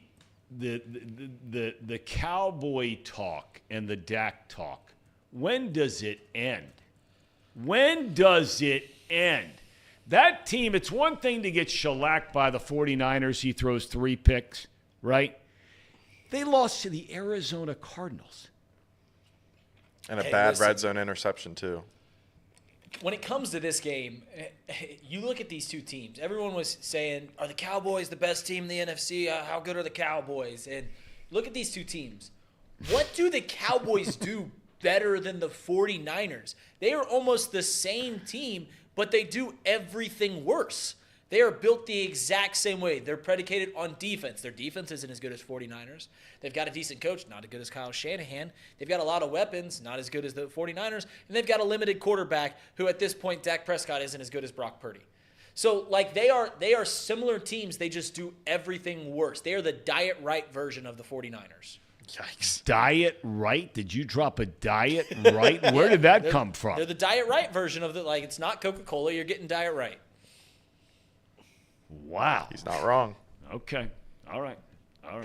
Jolly again, the big Fox Sports, executive, reminds us 26 million people watch that game, so the talk will never end. Fans love him or hate him. Spot on. By the way, Jacob's in the chat today. Jacob is in the chat. Good to have him here. I guess Nick Saban gave him a lunch break.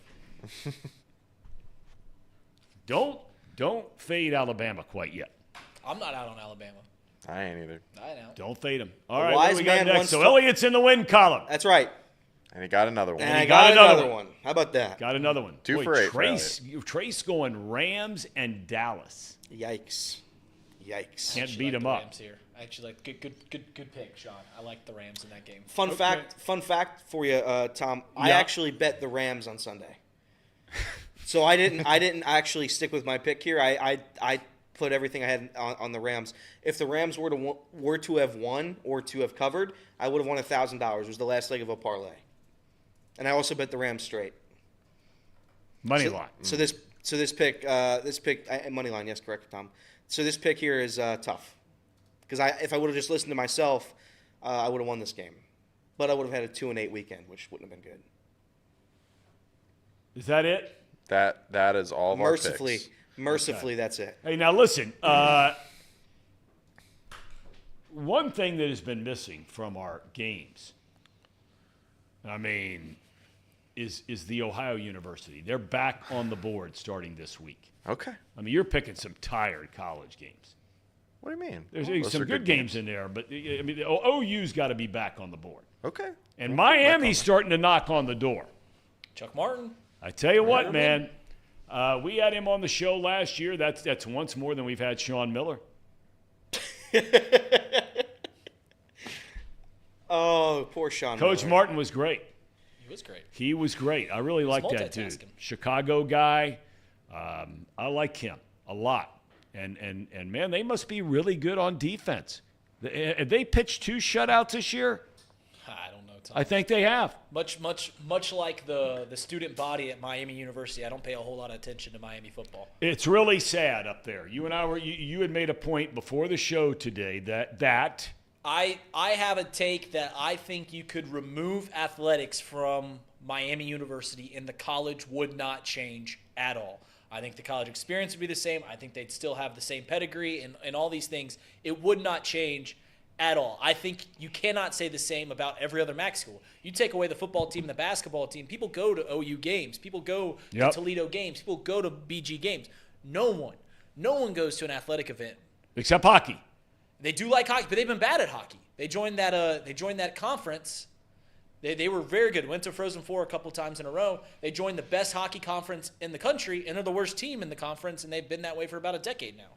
So you take away athletics, no one's the wiser at Miami University. I mean, it's amazing. They've got a good team this year, and nobody goes to the games. Nobody goes to the games. And they've recently cut 18 majors from the university. So now 18 majors are off the board. So it really seems like they're going downhill. Seems like Miami is trending down.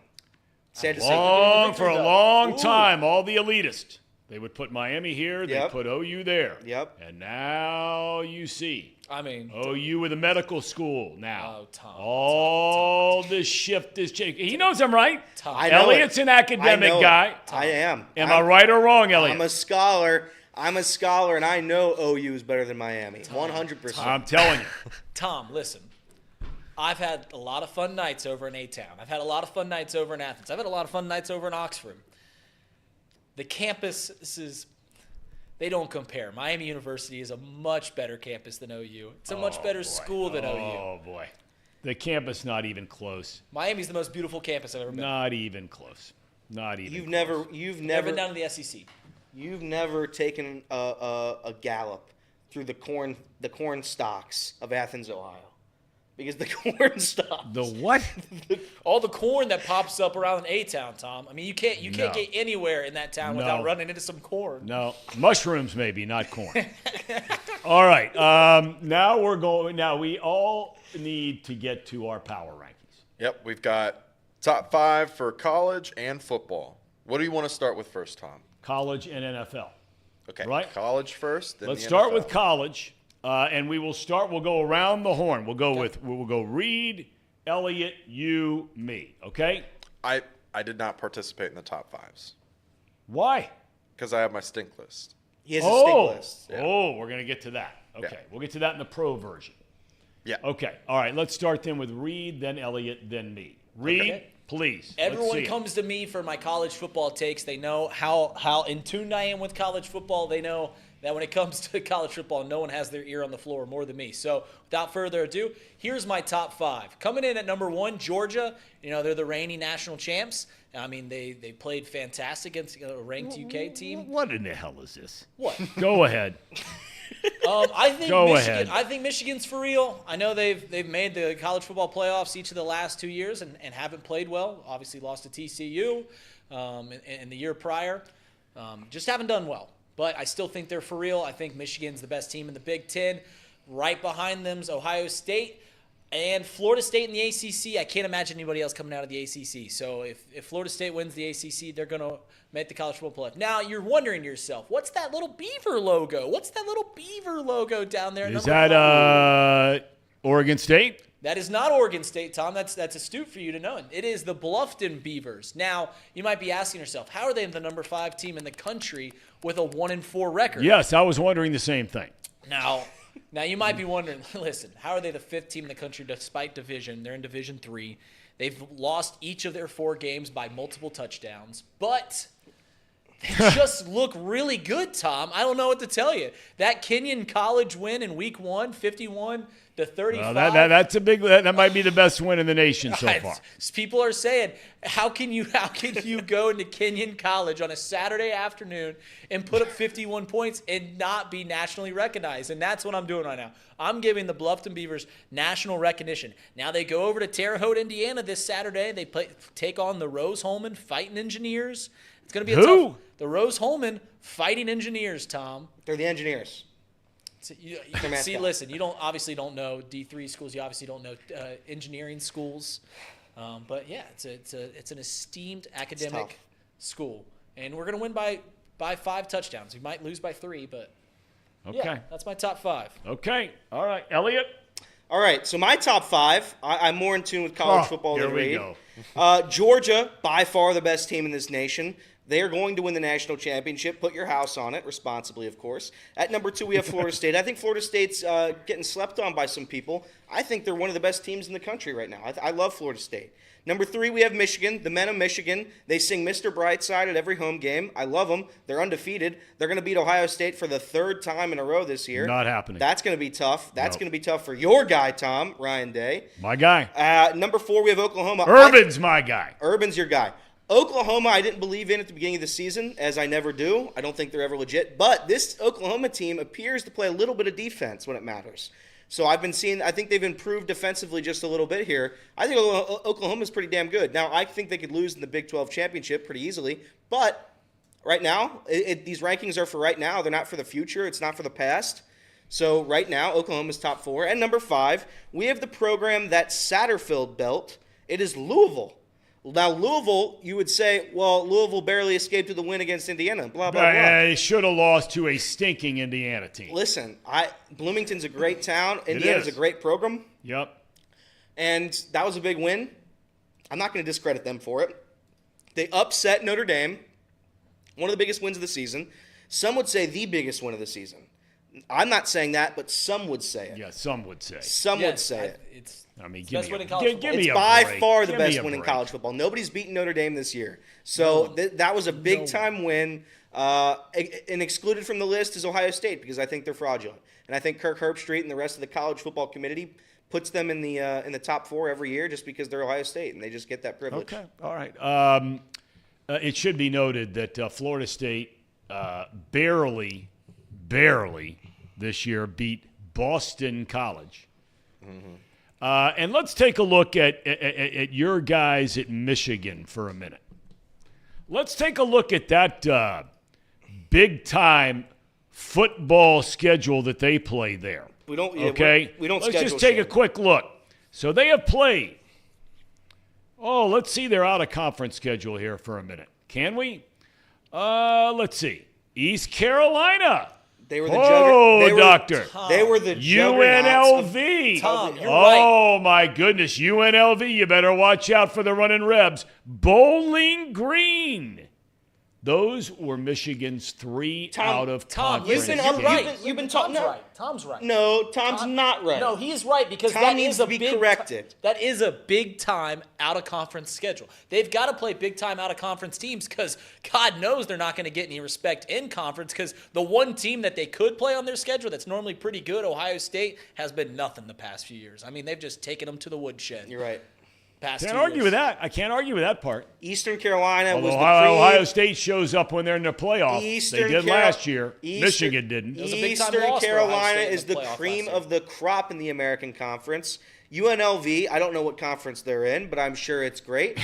Bowling Green, Tom's been talking up the MAC Not all week Bowling long. Green. All week long. Not Bowling Green. The Fighting Falcons are out there fighting for their lives. I think it was a 7-6 first quarter or a 7-6 halftime. And yeah, everybody knows Bowling Green's a first half team. We all know this about them. That's true. Everyone always says that about Bowling Green. So listen, Michigan played a better second. Michigan's going to be 9 games into their schedule, okay? Because they have played East Carolina, UNLV, Bowling Green. They've played Rutgers. They've played Nebraska. They've played Minnesota. Now, granted, they've blown them all out. They've looked great. Indiana is terrible. Michigan State is terrible. Purdue, mediocre at best. 2 of their last 3 games will be against Penn State. That game is at Penn State. 5 touchdown win. That will not be a 5-touchdown win. They play 6.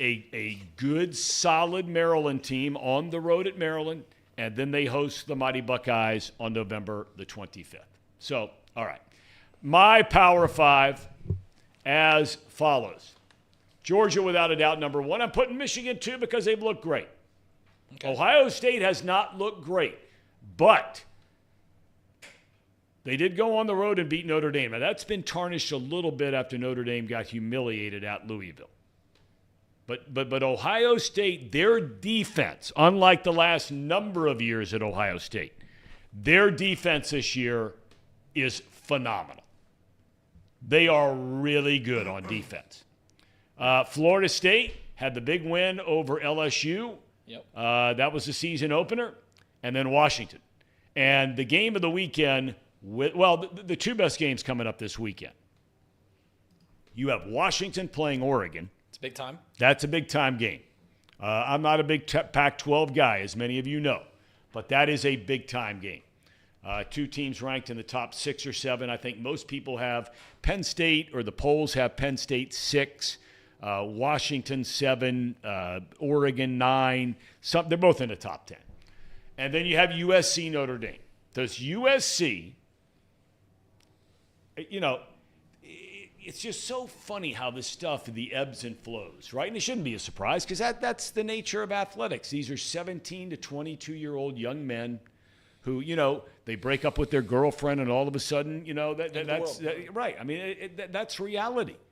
Any of you who know college kids, have college kids, have had college kids, about to have college. I mean, these are the things that don't affect a pro who's 27 or 28 the way it does an 18 or 19-year-old. So they're going to have this. Sam Hartman, I was scared to death that Ohio State game. Even knowing that Ohio State's defense is a very different animal than it's been the last couple of years this year. But the way Hartman played the first 4 games of the year, I was really, really worried. I thought they'd score more. I did too, and I tell you what, Ohio State totally shut him down, and then he was basically handcuffed by Louisville. Doesn't he look like the same guy? Yeah, no doubt about it. Listen, I was surprised, not surprised. I was, as a Notre Dame fan, I thought they looked really good the first few weeks, and I was like, hey, this team is way better than they've been in years past. But the past 3 weeks, playing ranked teams hasn't looked great. I mean, they snuck away from Duke. They lost to Louisville. They honestly played their best game against Ohio State and just didn't win. I thought they played better than Ohio State in that game. I know they lost, but I thought they played better for the entirety of the game than Ohio State. And that's football sometimes. That's football sometimes. Sam Hartman, I think, is for real. I think they're going to win this week against USC. Yeah, I hate to say that Sam Hartman has been a false prophet because that'd be too premature. But, I mean, that was going to get them over the hump, and he just hasn't played well in those games. So I think that's been a big issue. And, I mean, they're right there against OSU. I mean, just have 11 people on the field, man, when it matters. That's what tough guys do. They put 10 guys on the field. That's why Ryan Day isn't tough. He insists on playing 11 guys. That's why Marcus Freeman's just tougher. Listen, Casey, I'm a little disappointed in you, by the way. Why? For all these graphics, you put their total offense rankings and their total defense rankings in the nation, but you didn't do that for Bluffton. So I went ahead and I dug it up for you. You did. Do you have it on your graphic? Yeah. So just go ahead and flash that graphic up. This is why Bluffton's the top 5 team in the country. Get that super chat away. We'll get to that super chat in a second. Bluffton in Division III football is 138th in total offense and 174th in total defense. That's why they're a top 5 team in the country, Tom. That's big-time football up there. Mr. Mo's a Bluffton football alum. Mr. Mo played for the Beavers, so that's why our Beavers are That's why he's in the chat right now, and you're on this show. Damn right. We had a super chat from Drew Garrison wants you to say that Ryan Day isn't tough so that Ryan Day will yell at you in a post-game conference. Okay, Drew. I'm not going to say it because I don't believe it. Mark Fetters, super chat. Go Bucks, OH. You got that right. I owe Mark. Mark has become the leader. Sharon is on quite a roll today, I got to tell you, most of which I can't repeat. Sharon, listen, much like this show, Sharon takes the chat off the rails quite frequently. I just want Sharon to add to our intellectual sports. She does. Debate. I mean, I think she brings incredible. I mean, I just can't read some of them. I mean, I could get away with it. It's not like we're going to face FCC punishment here. Okay, you can't say it. I'll say it. You think shaved beavers adds content to what we're talking about here today? Well, most of what she has added does. And she's adding now. Where did Elliot go? Oh, my God. Bonk. Bonk, yes. Bonk, Sharon. Okay. Let's get into the NFL. All right, let's get into the NFL. Here we go. Elliot's back, so we can now get going. Okay, let's start with Reed. Reed? Yeah, Power 5, NFL. We're All doing right, this so every week from now on. Here is my power rankings in the National Football League. A lot of you guys might be surprised that I have the Kansas City Chiefs at number 1. Have they looked the best this year? No. 49ers have looked better. Dolphins have looked better. Eagles have looked better. But they're the reigning champs. They got the best player in the league. They got the best coach in the league. Andy Reid, Patrick Mahomes. And if you take this away, I don't like to use gambling as a vehicle for making points. But if all these teams played on a neutral field, the Kansas City Chiefs, I truly believe, would be would be favored in every game. I think you're right on that. I think even against the 49ers. I know they wouldn't. I think even against the 49ers, No, if they played at a neutral field. No. Okay, at the very most, it's 2 points. Like it's not like it's a field goal or more favorite. But I still believe the Bills are the second best team in the AFC. I believe the Dolphins are a little fraudulent. I know they score a lot of points. I know they're exciting. I know they're a lot of fun to watch. Yeah, number one offense. I know they're a lot of fun to watch, and everyone's going to get behind that. But I just can't believe it. And it's already shown. They played the Bills in a big-time game, and they lost by 20-plus points. I believe that the Bills still have problems with showing up every game. They just rely on Josh Allen too much. Listen, it comes back to I believe that quarterbacks are the main reason for success in the NFL. That's why I have There's Patrick no Mahomes doubt. first. That's why I have Patrick Mahomes first. And the NFC teams, the Eagles and the 49ers, they are damn good. They're damn good. I think the rest of the NFC is not that good. But those two teams, it's hard to deny their greatness. So that's why I have my top 5 the way they are. Okay. I actually kind of agree with him about the Chiefs. I think the Chiefs should pretty much be favored against anybody in the NFL, almost always. Almost always. Correct. For my list, for my top 5 NFL power rankings, I do have the San Francisco 49ers first because I think the rankings should be based on You've lost your audience because they're looking at number 5. Go ahead. Let me finish. 49ers have been the best team. No one's listening. 49ers have been the best team in the league, so through 5 weeks, without question, they're number 1. Number 2, the Philadelphia Eagles. You could argue they've been second best. They're undefeated. Again, Philadelphia will be playing the 49ers in the NFC Championship game. I would bet my life on it. And that'll be probably the game of the century. I think as much as we like to crush the NFC, and I do think the NFC is significantly worse than the AFC, I think the NFC playoffs have potential to be the best this season. I think there's going to be a lot of chaos over there. In the NFC? Yeah, I think NFC's going to be fun. I think it's going to be chalk. I think it's I think it's going to be chalk, but I think it's going to be the better game. Anyway, Chiefs. I think the Chiefs are pretty damn good. If Travis Kelce is healthy, I know that he had a little injury flare up towards the end of that game against Minnesota, but he's back. He's healthy. He's dating Taylor Swift. Tom. He's the biggest star in the sport. He's also he's also the poster boy for your medicine, Pfizer. So we have that. Oh, yeah. And Mr. Pfizer. Mr. As Pfizer. nicknamed by Aaron Rodgers. What a great nickname. And number 4, it was a great nickname. And number 4, we have the Dolphins. They outscore everybody by 50. Mike McDaniels is a baller. So I love it. Number 5, of course, is the Falcons. The Falcons are pretty damn good. Unfortunately, they have Desmond Ridder as their quarterback. If the Falcons had Patrick Mahomes, I'd be singing their song with Casey every day of the week. I think the Falcons would win a Super Bowl this year if they had Patrick Mahomes. So for that reason alone, the Falcons are the number 5, the 5th best team in the National Football League through 5 weeks. Without question. Okay. Do you agree with that, Tom?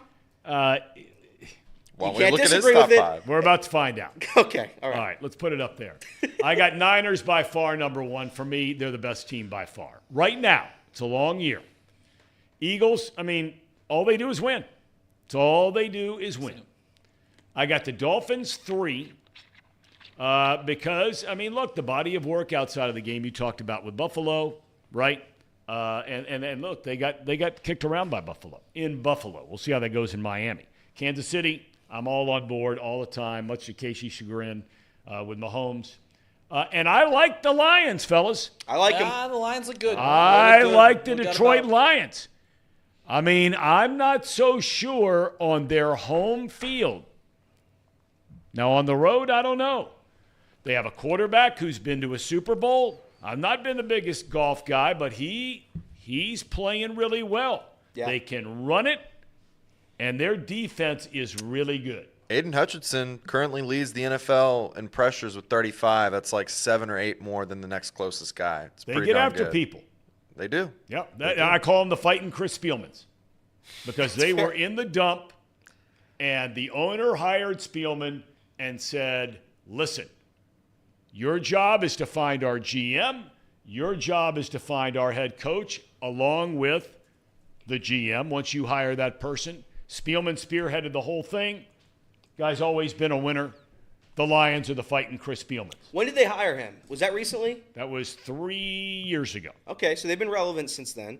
Yes. For a long time, though, they were not relevant. I would say that. Oh, no, not at all. I'd argue, including that, most of his career there. Yeah, I'd argue the Detroit Lions are the worst NFL franchise, based on wins and everything and all that. Well, I think they have gone the longest without a playoff win. The Bengals had that record for a while, yeah. Until 2 years ago. Yeah. I just not a Lion. Does Mrs. Ford still own that team? Yes. Is that right? Yes. All right. I think the Ford family still owns that. Ford family, and the owner's name, and forgive me, she takes her married name, so it's not Ford, but it's the Ford family that owns. That's incredible. And she's the front person who hired Spielman and brought him in. This is outside of the world of sports, and genuinely, I'm just curious right now. Do most auto companies still make their base in Detroit? Like, is GM and Ford still up there in Detroit? Yeah. Everybody's on strike right now, though. Okay. Casey. Yep. Your stink list. My stink list, which Tom, you made famous last year, and it was brutal, truth be told, for most of the year. I'm your number one fan, but it was brutal. So here we go. Look at this. Yeah, made a little stinger for it. Didn't find any music for it. Where is that? That's a dump. I know that. Where? I don't know, but it's a stinky dump. And this is the stink list for this week. My number one team, the Seahawks. I mean, they're probably the best damn team in the whole NFL right now. If the Bengals manage to beat the Seahawks, we're really this soaring. Is what I we're mean. really I mean, soaring. come on. And 49ers right they're 3-1. Right behind them. Right behind them. 49ers. I mean, 49ers are a pretty darn good team. I think they're pretty much unstoppable, minus the Seahawks. I mean, the Seahawks would just smash them if they played right now. Well, we're about to find out. And then, I've got my 4 other teams. I'm calling them fresh. These teams are pretty much locks for the playoffs. That's kind of a hip term, fresh. Yeah, they're fresh. I like that. Like Mahomes, lock. Jalen Hurts right now, lock. That team is too talented. They play a little bit worse than what we're used to. They're going to get that figured out. Lions, we all know how I feel about them from last year. And the Dolphins, the number one offense in all football. I mean, they just got a whole track team on their team. So, I mean, they're just really hard to stop in that regard. Bengals, odorless. They finally made it out of the stink. Joe Burrow's back, baby. Let's go. And right behind them, Desmond Ridder. He had a really good game. A really good game. I mean, he threw for over 300 yards. He didn't look like a general managing quarterback. He looked pretty darn good. And if he can continue this, watch out for the Atlanta Falcons. And then the rest of the teams, they just stink. All right, so wait a minute. Now, let me make sure I just got something straight here. Okay, yeah. The Bengals have played the Browns and the Ravens. That's right. Mm-hmm. And the outcome in each of those games for the Bengals was a W or an L? An L. So LL. Well, that's just the script. We got to follow That's the script. just the script. Yeah, we got to follow the NFL script, Tom. So how does this add up? What do you mean? How's what add up? I mean, the Ravens. How do the Bengals stink, rank Tom. ahead of the Ravens? Tom, you can't. And they have were your destroyed receivers. by the Browns. You can't have your receivers drop 7-8 passes and think you're going to get out of the stink. You can't have a quarterback that fumbles the ball in the fourth quarter when you need the game-winning drive. Come on, Ravens stink. The Steelers, they don't have an offense. All they got is a defense and T.J. Watt. If T.J. Watt's out, they're nauseating, okay? What about the Buffalo Bills? I noticed they're also in the stink column. I mean, they lost to the Jags. I think They lost to the Jags. They lost to the out on the Jags. Jags. I mean, but the Jags, they also stink, though. I mean, like, come on. Like, what are we doing here, guys? So we're saying the Bills. We're saying the Buffalo Bills stink. Yeah, Okay. and the Jags. And the I mean, the Bengals, and the Chargers. Guys, yeah, the Chargers, they can't win they can't win when they need to save their life. Can we talk about a team that's in the nauseating and a team that's in the exquisite list playing each other? The 49ers go to Cleveland this week. That's a good game. And the spread's only 4 points. Yeah. That's right. Because they get after the quarterback. And Deshaun Watson might not play. Like it is up in the air whether or not Deshaun Watson's going to play. Well, and the crazy thing about that is even if he doesn't play, he's still bad. So or even if he does play, he's still bad. Again, I'd be careful. Deshaun Watson has not been good, Tom. He's been one of the worst quarterbacks. He was one of the worst until his most recent game. Tom, you're telling us to be careful talking bad about the Browns. What's going to happen? They're going to kick our ass some more? I mean, the bad stuff's already happened. We're Bengals fans. They're already whooping our tail. We might as well just keep talking crap. I try to bring some semblance of sanity to this show. okay? Because between you and Casey, and I've been around Elliott enough yet to know where we're going to go with this whole Bengals thing. And you know what? I take that back. He brings a level of sanity when it comes to the Bengals because Yes, I heard him say last week, I'm never betting on him again. That's right. Okay, so when it comes to you and you, That's right. Very unbiased. I mean, fan. it's out of control. I mean, the Browns whipped their ass up one side and down the other. Correct. Right? Correct. I mean, now look, have the Brownies been great? They've not been great. Oh, they're always terrible. But, well, they've traditionally been bad for a long time. I agree with you. There's no denying that. But this Browns team does not stink. Listen, if you only show up for one team and one team only throughout the year, are you really that good? I don't know. I don't think so. If the Browns, if they only go 2 and whatever, I mean, that's not a good record, Tom. Tom is correct. The Browns do not stink. They don't. They're nauseating. They're nauseating. They're nauseating. Look at the list Look at again. the They're list. not. You see, they're nauseating. They're worse than stink, Tom. I mean, they're literally in the middle of Rumpke right now.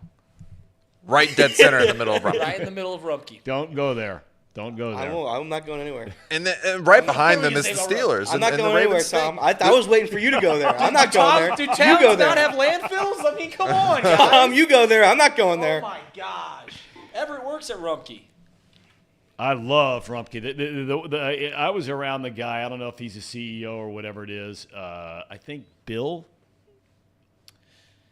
West Side guy, salt of the earth. I think they're baby. Most One West of the Side people nicest guys I've ever met in my life. Yeah. I mean, awesome dude. We were at a charity event with them a couple months ago and ended up sitting with him and his wife.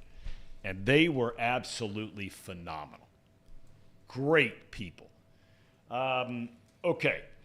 We've got about 8 minutes left in the program. I do. If you want it, we do have today a mailbag. We haven't. We have to do the Okay, mailbag. and it is This a is little my ti- first one being back. Okay, all right. Let it rip. Let it rip. We just got a letter.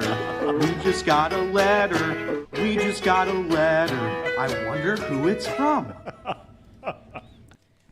We got a letter, Tom. We got a That letter, is Tom. one of the best things I've ever seen. And Tom, as you, by the way, Tom, I'll give you $5 if you can tell me what show that's from.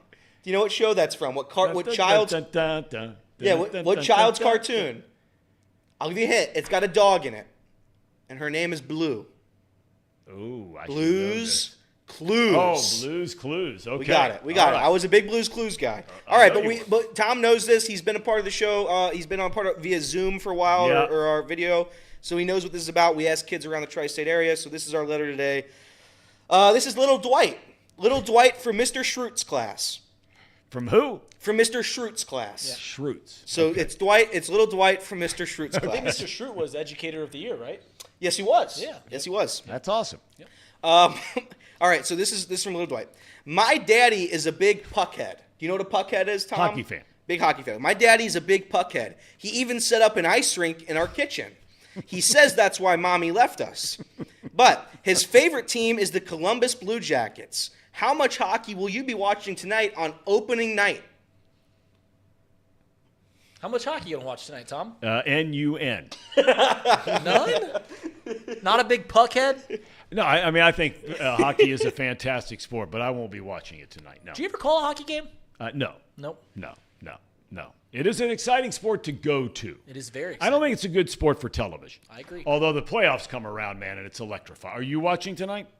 Tom, if you don't know this about me and Elliot, we are diehard Dallas Stars fans. We are the biggest Dallas Star fans in the world. We haven't missed a game in years. Granted, they're not playing tonight, but I'm What sure Big Fan Reed is. they will be playing soon. Listen, I agree with Tom. I don't love watching hockey on TV, but it's one of those sports where if you're there in the arena, it's one of the best in-game atmospheres of all time. No doubt about it. I'm trying to think of like the best in-game. MLB is okay, but I think MLB can be great on TV. NFL is far better on TV. Yep. NHL and soccer, I'd argue. Shout out FC Cincinnati. They're both significantly better if you're actually there. So that's my compliment. Do you go to any Cyclones games? I went to one last year. It's probably the first I've ever gone to. I've been to 3 Cyclones games in my entire life. I think that should be our big chatterbox. Dollar beer night at Get the together, Cyclones game? yes, one game this year. Heck yes. Get everybody Let's in the go. chat. Anybody wants to come. Go take a picture with Puck Chop. That would be unbelievable.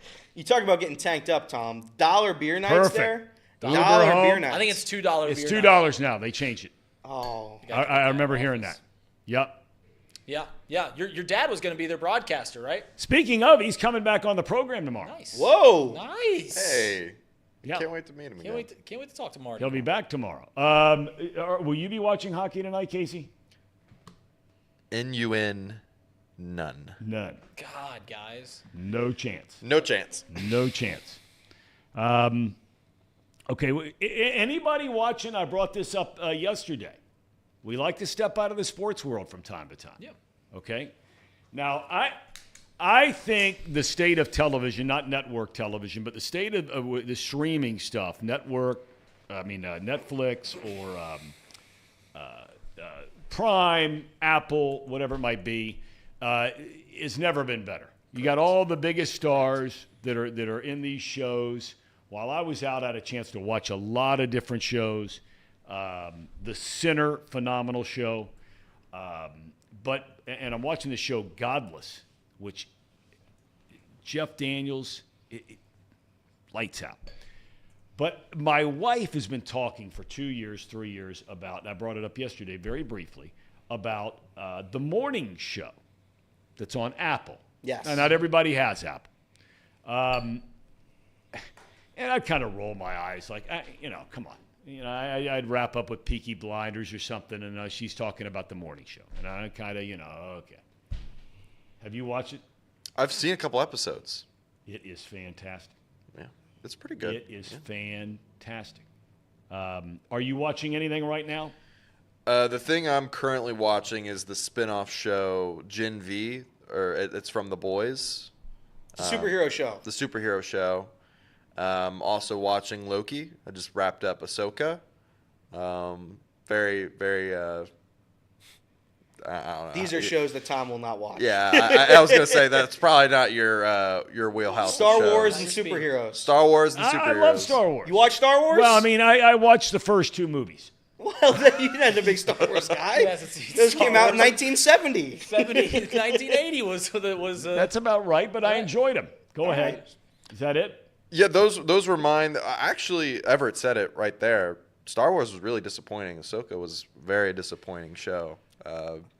Very bad ending. Not going to spoil it. Yeah. Thank you for not. I'm watching a show, Tom. It's called Sex Education. It's on Netflix. That's a good one. It's a very funny show. Okay. You can guess the premise of it, but Well, it's yeah. it's Safe very bet. funny. It's a very funny show. Okay. What's the main act? It's like Butterbean. He's got a weird name. Yeah, I don't know his. But he's Butterbean, the old wrestler? no, not Butterbean. I thought you said Butterbean. Boxer. It's like Anzi. It's like Agnes Butterbeer. So he was supposed to be Spider-Man. He's supposed to be Butterbeer. He's supposed to be Spider-Man over Tom Holland. But I'm watching Tom. I'm a slave to whatever show Agnes Butterbeer. HBO has on Sunday night. I think HBO Max is the best streaming service. Okay. Bar I don't none. have that one. Okay. It's got the classics like The Sopranos Right. and The Wire, which are 2 of the greatest shows 2 of the ever. best ever, no doubt. And then Game of Thrones, which is a fantastic show as well. But I just wrapped up Winning Time, which was centered around the 1980s Lakers. Yeah. It was they had Pat Riley Adrian Brody being Pat Riley, and John C. Riley was Jerry Buss. It was a great show, and it got canceled after 2 seasons. I don't know if they didn't have the viewership or whatever. It means it was tired.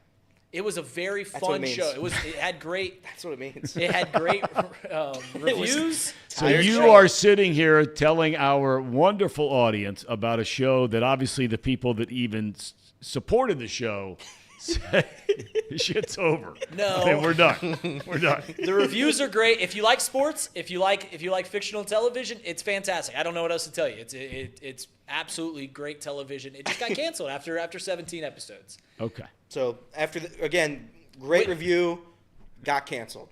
Yep. Okay. Yep. Because as we know, there's never been a show that got canceled when that was really good. Okay. Do we have a cherry on top?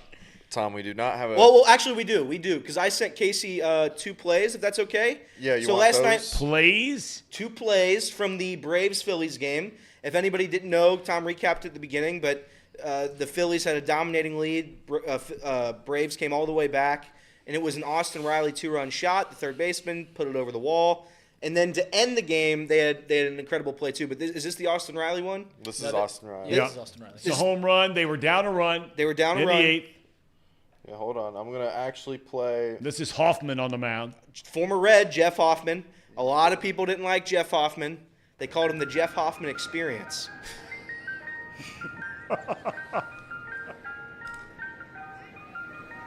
We love UDF. I'm getting one of those hot fudge sundaes tonight. Go ahead. So big fly there by Riley. Okay, now we go ahead. Have you seen this play? Have you seen this play? Of course. I saw it live.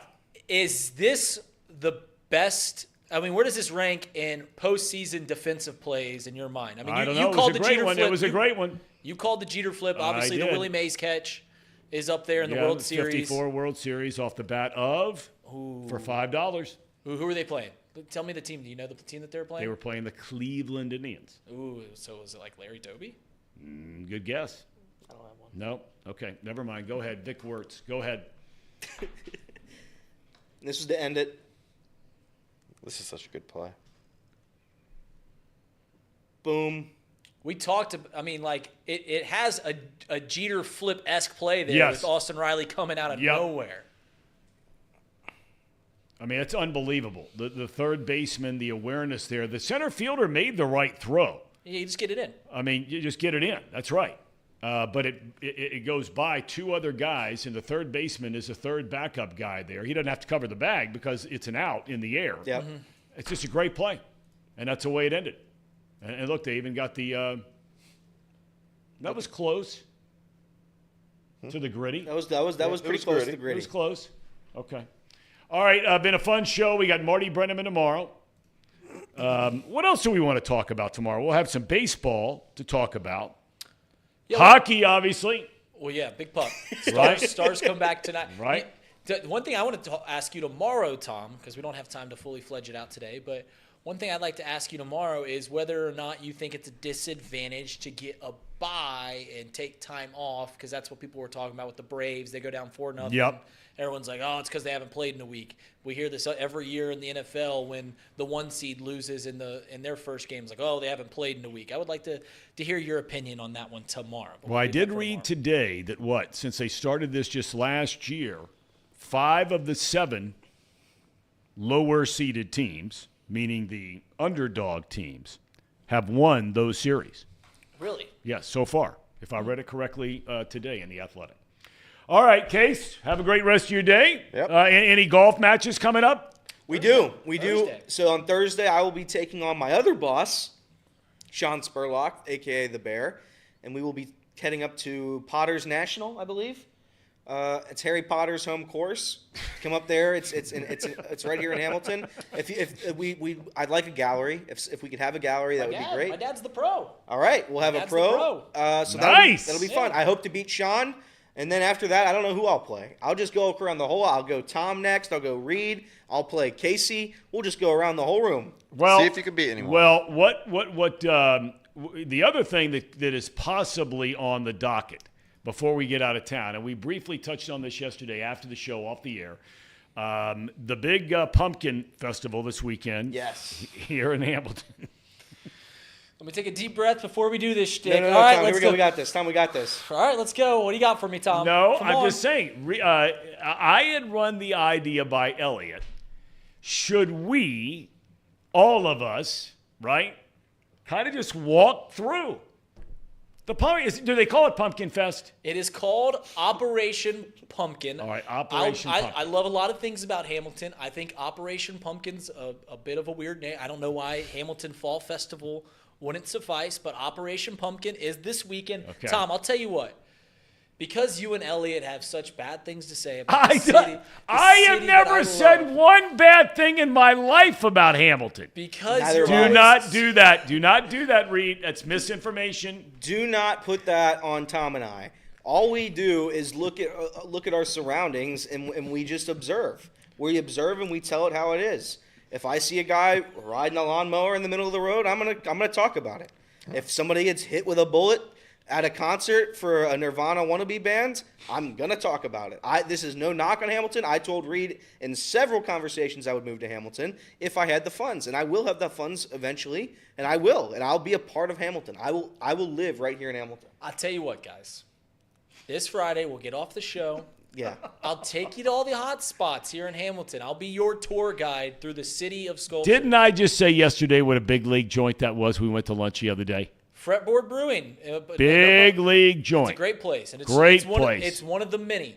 It's one of the many here in town. I don't doubt that, but we're just talking about walking around, the vibe, the people, the sights, the sounds. Well, you won't get that at noon on a Friday, even though the festival will When be would be best for us to go? Saturday. If you wanted to go. During the day? Or are we better off when things get loosened up a little bit at night? You come here. A few cocktails under your belt? Listen, we'll have all the German Fest beers pop from Municipal Brew Works and Third Eye Brewing, all these places that are coming here into Hamilton. And you come here about 3 p.m. on a Saturday, mid-afternoon, you'll see what Hamilton's all about. In all its glory. Tom, I got weekend plans, man. I'll go right after the show on Friday. Yeah, but he said that ain't it. Tom, you're signing me up for something. What was that, Casey? Aren't you going to help out Reed on Saturday morning? Saturday morning, correct. That's really early in the morning, and then I have the rest of the day. Thank you. To just chill and watch football. Thank you for letting me pack up the stage alone. You know, I can help that too. I think we might be better off just to truly get a feel for a town. You have to walk around when it's in its normal state. Operation Pumpkin, there's a lot of outsiders that come in.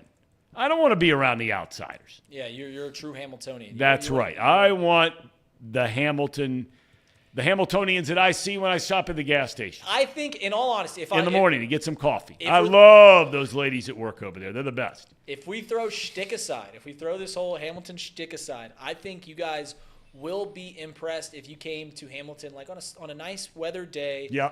On like a weekend, Friday or Saturday. How many people are just walking up and down the town? Yeah. Going to all the breweries and all the bars and all the shops. It truly is. This is why I love this town so much, because 10 years ago, we didn't have this stuff.